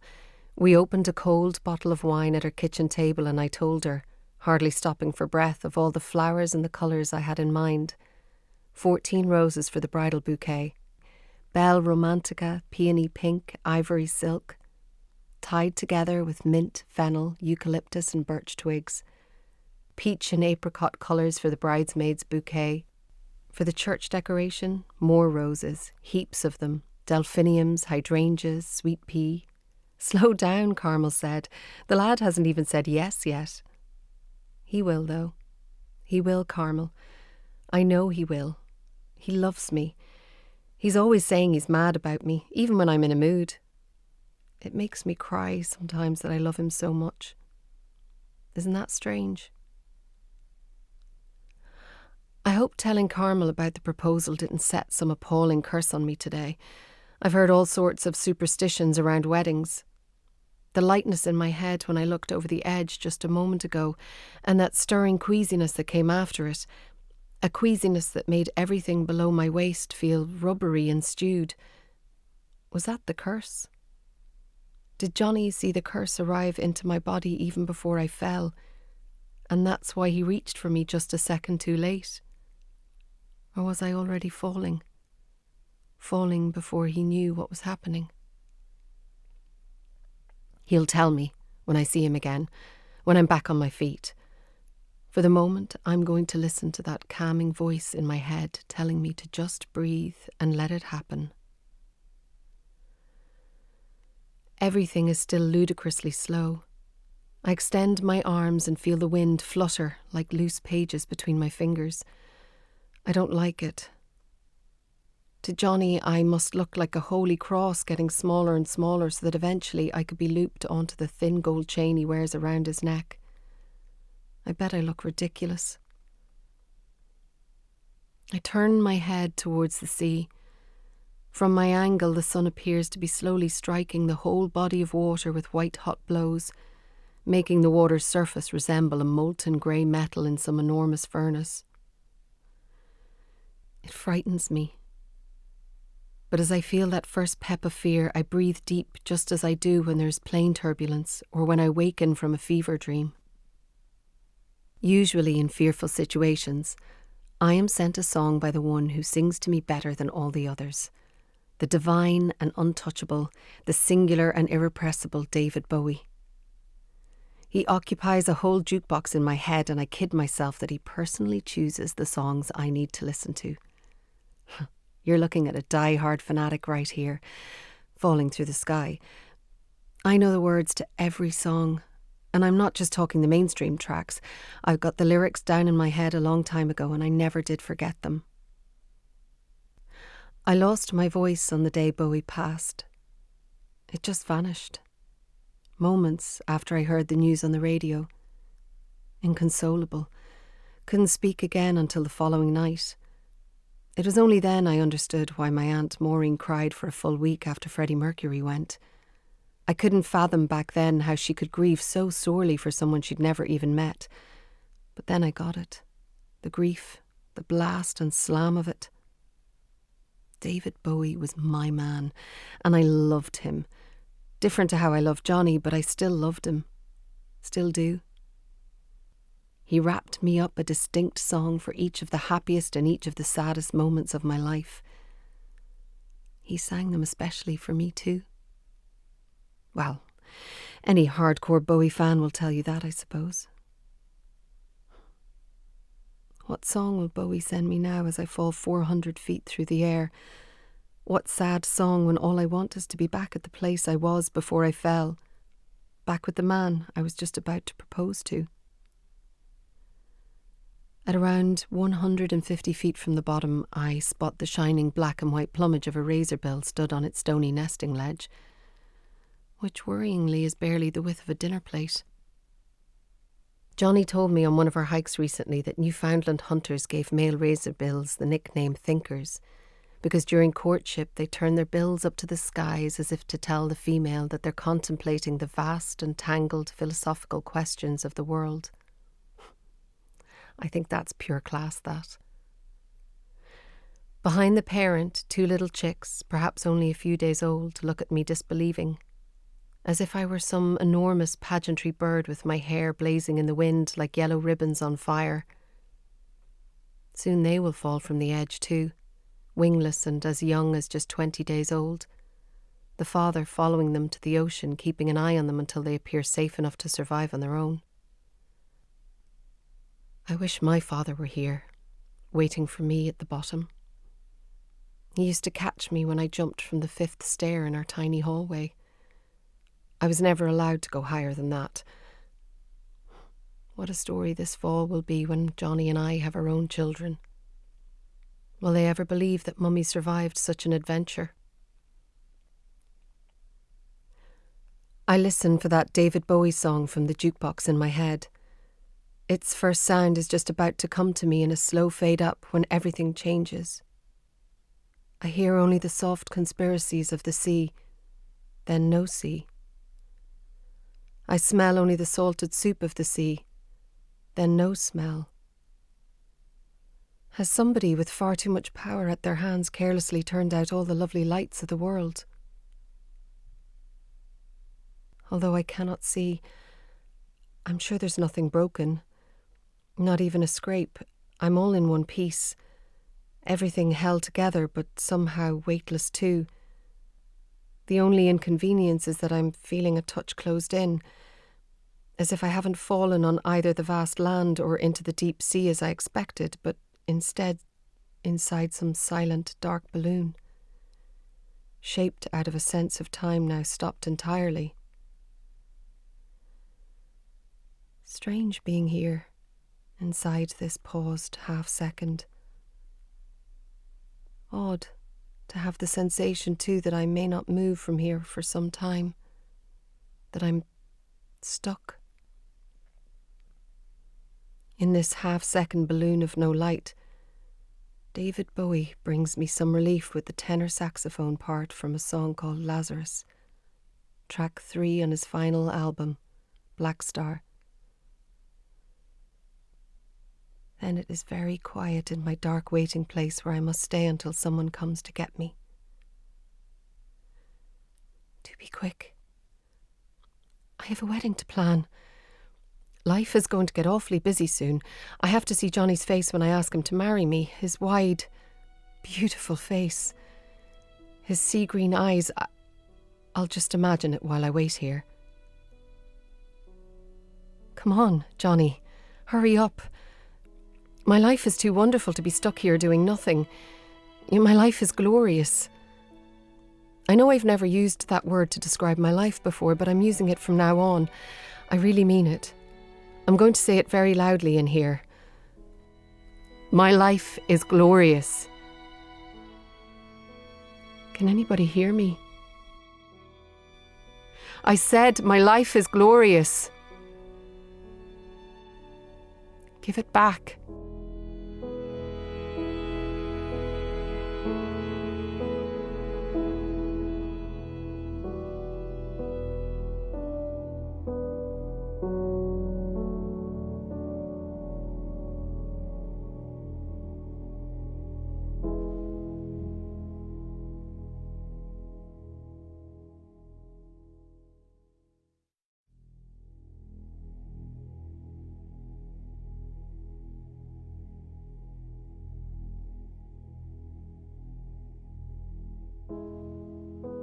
In a fair place of whin and grass, I heard feet pass where no one was. I saw a face bloom like a flower, nay, as the rainbow shower of a tempestuous hour. It was not man nor woman, it was not human, but beautiful and wild, terribly undefiled. I knew an unborn child.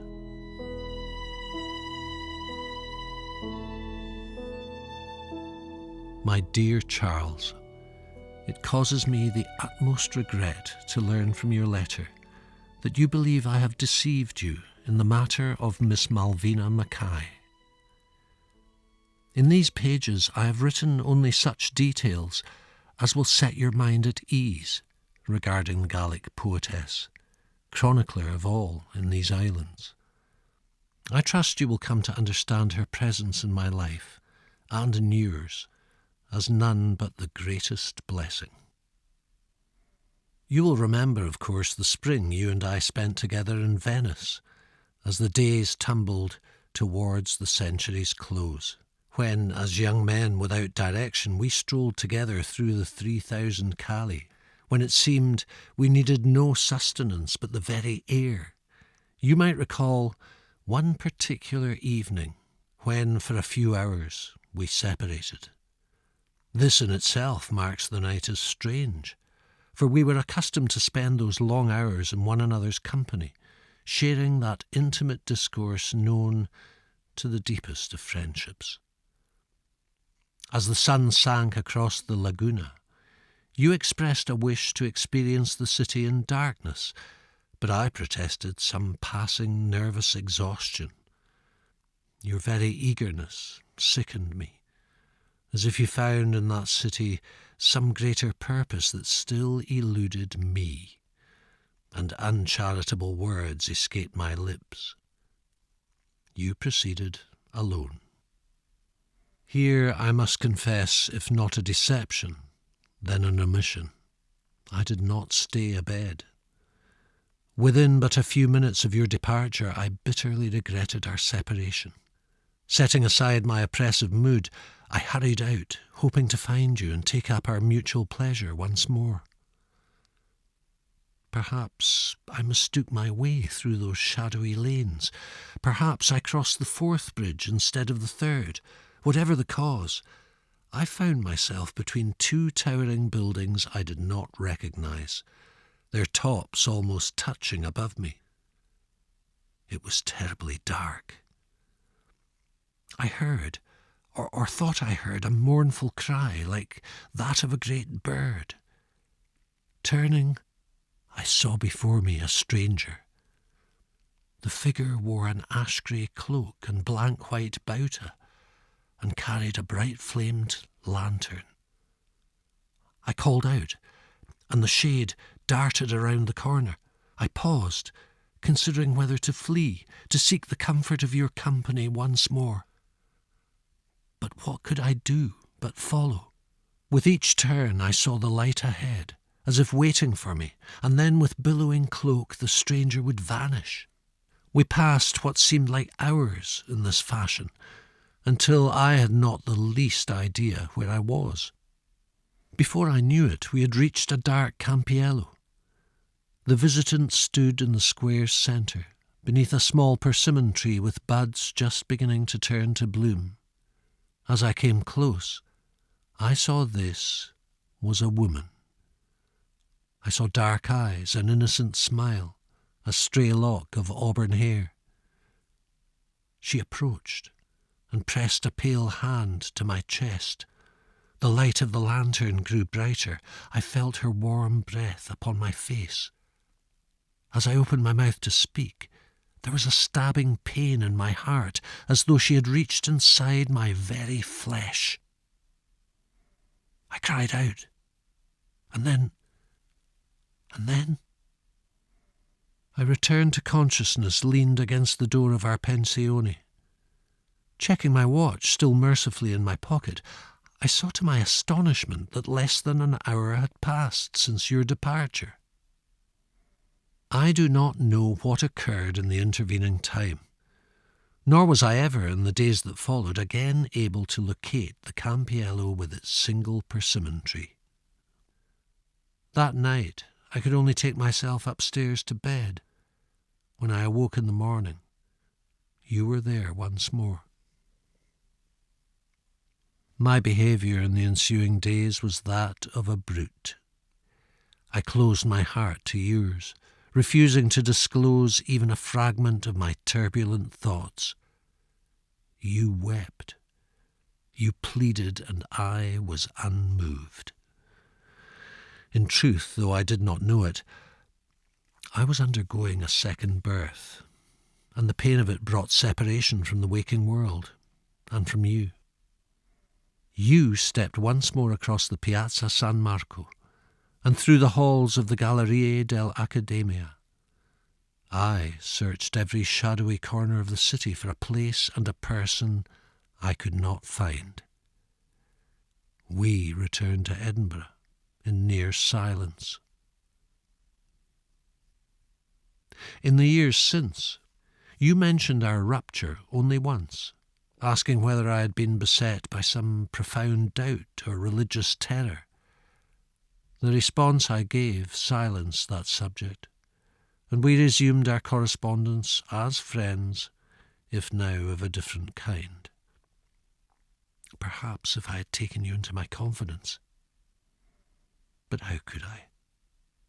My life had been consumed by another in a way beyond words, and so I must turn to Miss Mackay. It is she who is the cause of my retirement from Edinburgh society to the Sutherland wilderness. I am aware of the rumours regarding my relationship with her, and have granted them only the attention they deserve, which is to say, none at all.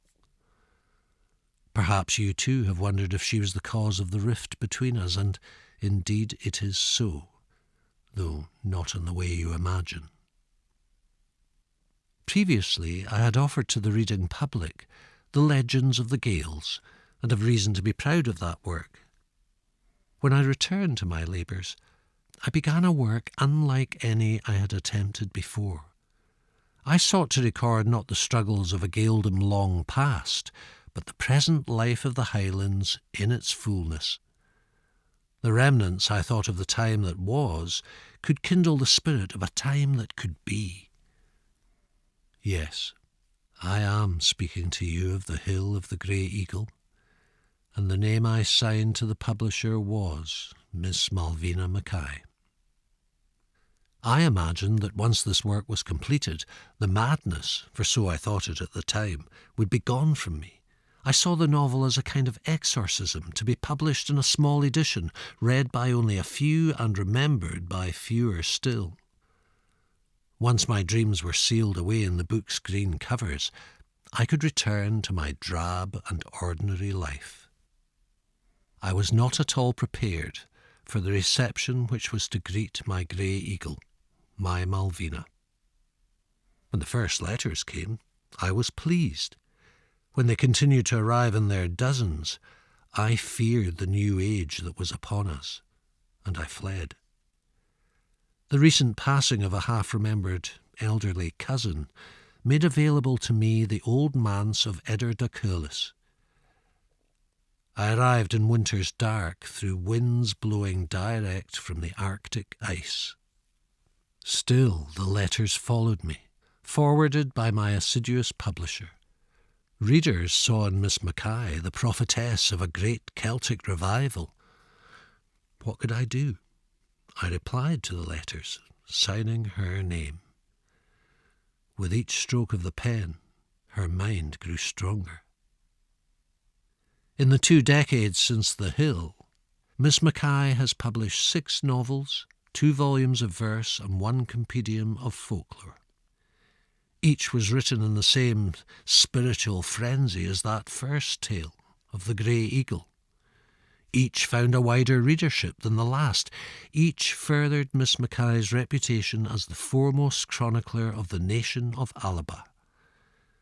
And yet, she has never appeared in person to respond to such a claim. I have given each query the same answer. Miss Mackay prefers to remain in her ancestral lands between the 2 straits where the broad Atlantic beats on Sutherland's rocky shores, where the pure rivers nourish her creative vitality, where the Suliran drop like spears into the sea. This is nothing less than the truth. The longer I have remained in the north, the more I have come to understand that Miss Mackay is no imposture or deceit, but rather a second consciousness brought forth within my body by the land itself. She is all that is good within me, a renewed expression of that great spirit which surpasses our brief individual lives. What occurred in Venice was a bolt from the heavens, awakening the first stirrings of that spirit. The ensuing mental turmoil occasioned my cruel treatment of you, the person closest to me, who was most in danger of perceiving the split through my centre. My most profound regret is that I have not granted you the closeness with Miss Mackay that you deserved. Let me now be clear. Though you have corresponded with her often in the intervening years, discussing important matters such as the Irish question, the role of the Gaelic language in our cultural revival, the indifference of the city, and all else under God's good sun, you have never understood Miss Malvina Mackay as a soul who resides within the mortal husk of your friend, James Straiton, alongside his own. This, then, was the lie. Not that Malvina never existed, but that she is and has always been your friend. For this, I am most truly sorry. Those few who share the knowledge of Miss Mackay's nature are sworn to secrecy, and I cannot blame our colleague Mr. Drummond for his assumption that you were one of the number and thus the revelation which prompted your letter. I pray that this reply restores some of the faith you once had in us both. I extend to you an invitation to travel from London to Edinburgh, from there north to Inverness, and then on to Sutherland and our home, Tyne-a-Lochan. The road is long and uneven, but the view of the great northern mountains will more than suffice as recompense. You will find the accommodations modest but comfortable, and you will meet there both an old friend and a new one. Miss Mackay would be glad to answer all that you put to her, as would I. Yours in regret and hope, James Straiton, on behalf of Malvina Mackay.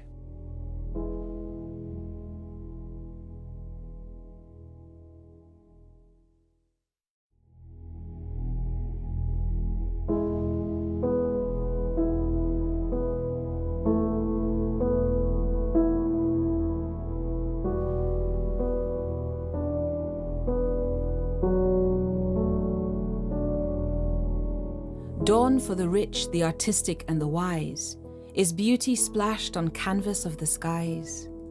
The brushes being the clouds that float the blue, dipped in the breeze for paint and washed by dew. But dawn to those who bathe the night in tears, squeeze sustenance from hard unyielding years, is full of strange imaginings and fears. The dawn renews the terror of the day, where harassing uncertainties hold sway, and pain held in surcease through brief hours of rest roars up its head in its unceasing quest to wear out body, brain and mind and soul, till death is a resolve and death a goal. For those life holds no beauty, dawn no light, for day is hopeless, dawn is struck with blight.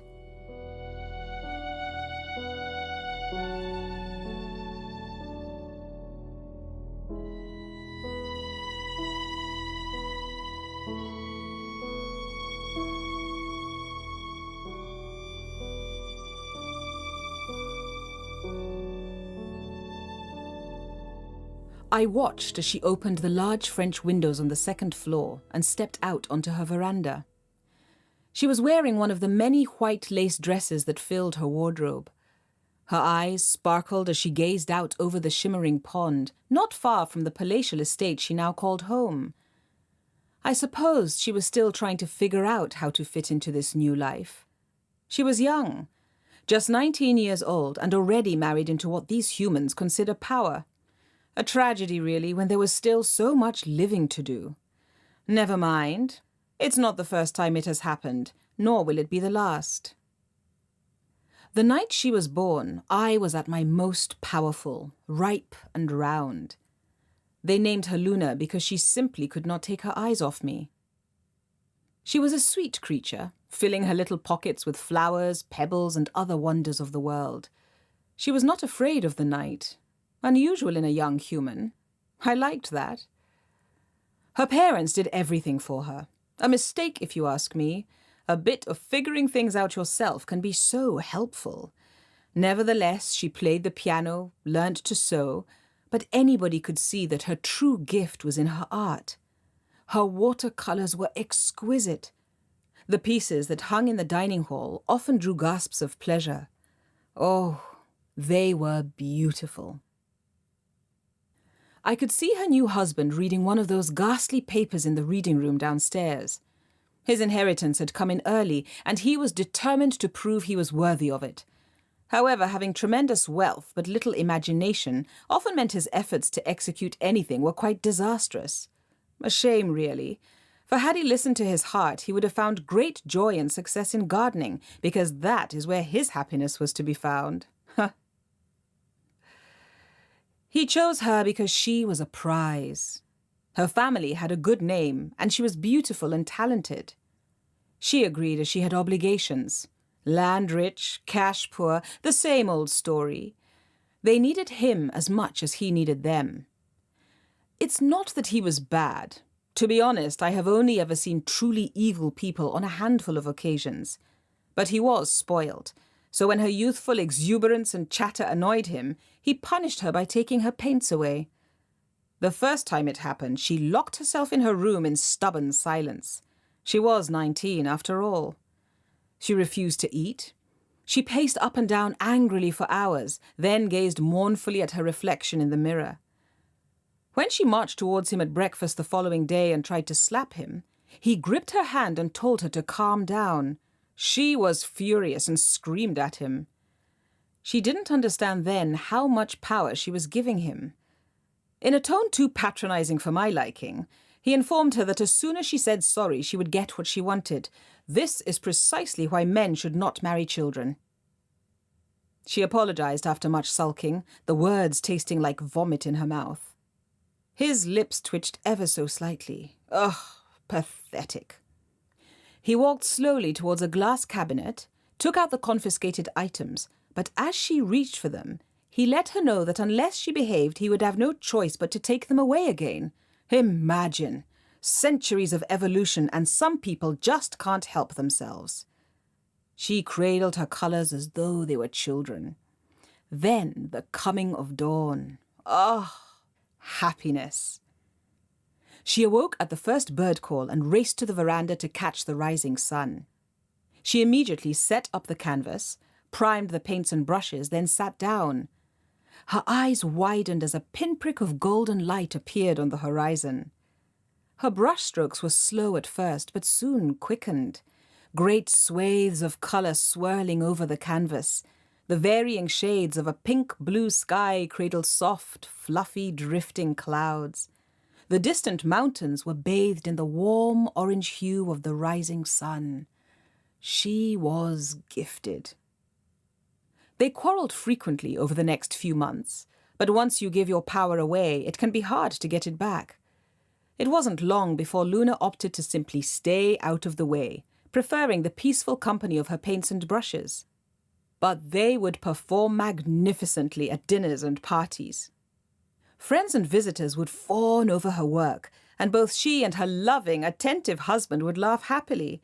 They were the perfect couple, or so it seemed.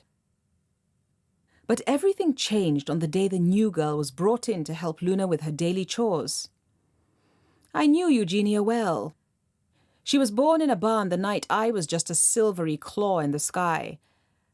There was a curiosity about her that caught my attention. Perhaps she was one of those new souls, never having been born before, so experiencing everything for the very first time. These ones are exciting. I cast a moonbeam down, and her mother looked up at me with gratitude.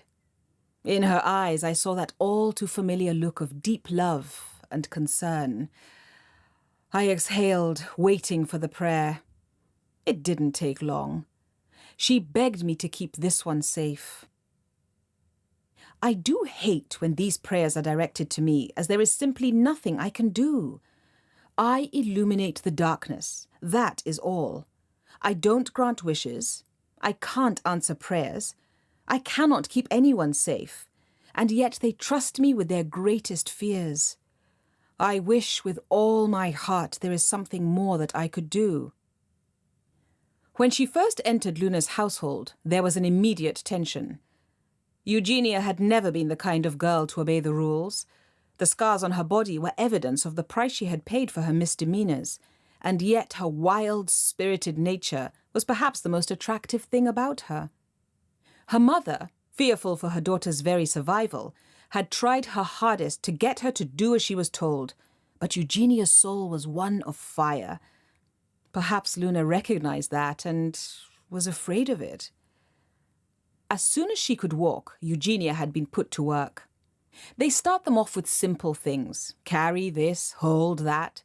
They remove any chance of finding joy, making it impossible for some people to discover who they are. Of all the living creatures on the earth, the humans are the ones I fail to understand. It's as though they're terrified of happiness. It's madness. They create so much beauty and yet are capable of the most hideous acts of violence. When Eugenia was 11, she was whipped for allowing a dinner to burn. At 15, she was locked in a dark room for 3 days with no food or water for arriving late to help the maid. She had been distracted by a flock of swans flying overhead, but kept the thrill of that memory to herself. When I saw the eyes of Luna's husband leer over Eugenia, I knew it would not end well, but even I could not have predicted the brutality of what was to occur. Sweet, lonely Luna, unable to summon up her own power, sought it elsewhere. The new girl was an easy option. At first, Luna would yell at her in private, filthy words that anyone would find shocking. The slaps to the face were mild, the pinches to the skin leaving only a faint bruise, not that you could see it really. But Eugenia, unable to speak up, made Luna bolder. Soon she felt no shame in screaming her abuse in more public spaces. A few months later, when Eugenia accidentally dropped a glass at a party, the ugliness in Luna's face, the viciousness of her language, embarrassed even her husband, who had to take her outside to calm her down. But despite the incessant name-calling and brutal bullying, Eugenia still hummed little tunes as she carried out her duties. This infuriated Luna even more. I noticed that she had stopped painting. Instead, she devised new ways to make the object of her hate suffer more. Every morning, Eugenia would awake to discover the elaborate plans designed to humiliate and distress her. When Luna discovered her husband was taking Eugenia to his bed, she threw boiling water over her. The fact that Eugenia had no say in the matter was of no consequence. That was the night Eugenia decided to run. I was at my weakest, a silver etch in the sky. I watched her scurry like a rat in the gutter, seeking refuge in the filth and the dirt. I couldn't bear to see such sorrow. This radiant being of light, desperate to hide in the darkness. I felt an anger I had never experienced before. I watched her crawl between 2 large rocks and wedge herself in. She put her hands over her ears, trying to drown out the world. Her hiding place was poor. The dogs would have sniffed her out in an instant and torn her apart. For some reason, this tiny creature scrabbling around in the dark made me reflect on myself. Had I underestimated my own power? But I can't do anything. Or perhaps I can. I concentrated my energy and willed her to look at me. She slowly opened her eyes. My tiny light bounced off the rock face, shining a direct line towards a pool of water. She slowly crept out from her hiding place and followed my beam. As she gazed at her reflection, she appeared dumbstruck at the brilliance of her eyes. I saw her raise her hand to caress her cheek. She explored her face as though seeing herself for the very first time. It was beautiful to watch. Her lip quivered, and for a moment I thought she would cry. she suddenly realized what I had always known. She was spectacular, radiant, a goddess, a witch. I suspected this dawning would frighten her, but she now understood her power. Tomorrow would be a very different day. Luna was on her veranda when she noticed Eugenia standing on the grass below. There was something different about her.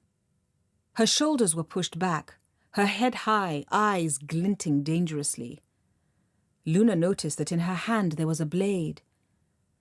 In the gazebo, a party was taking place, and the sound of laughter rippled through the air.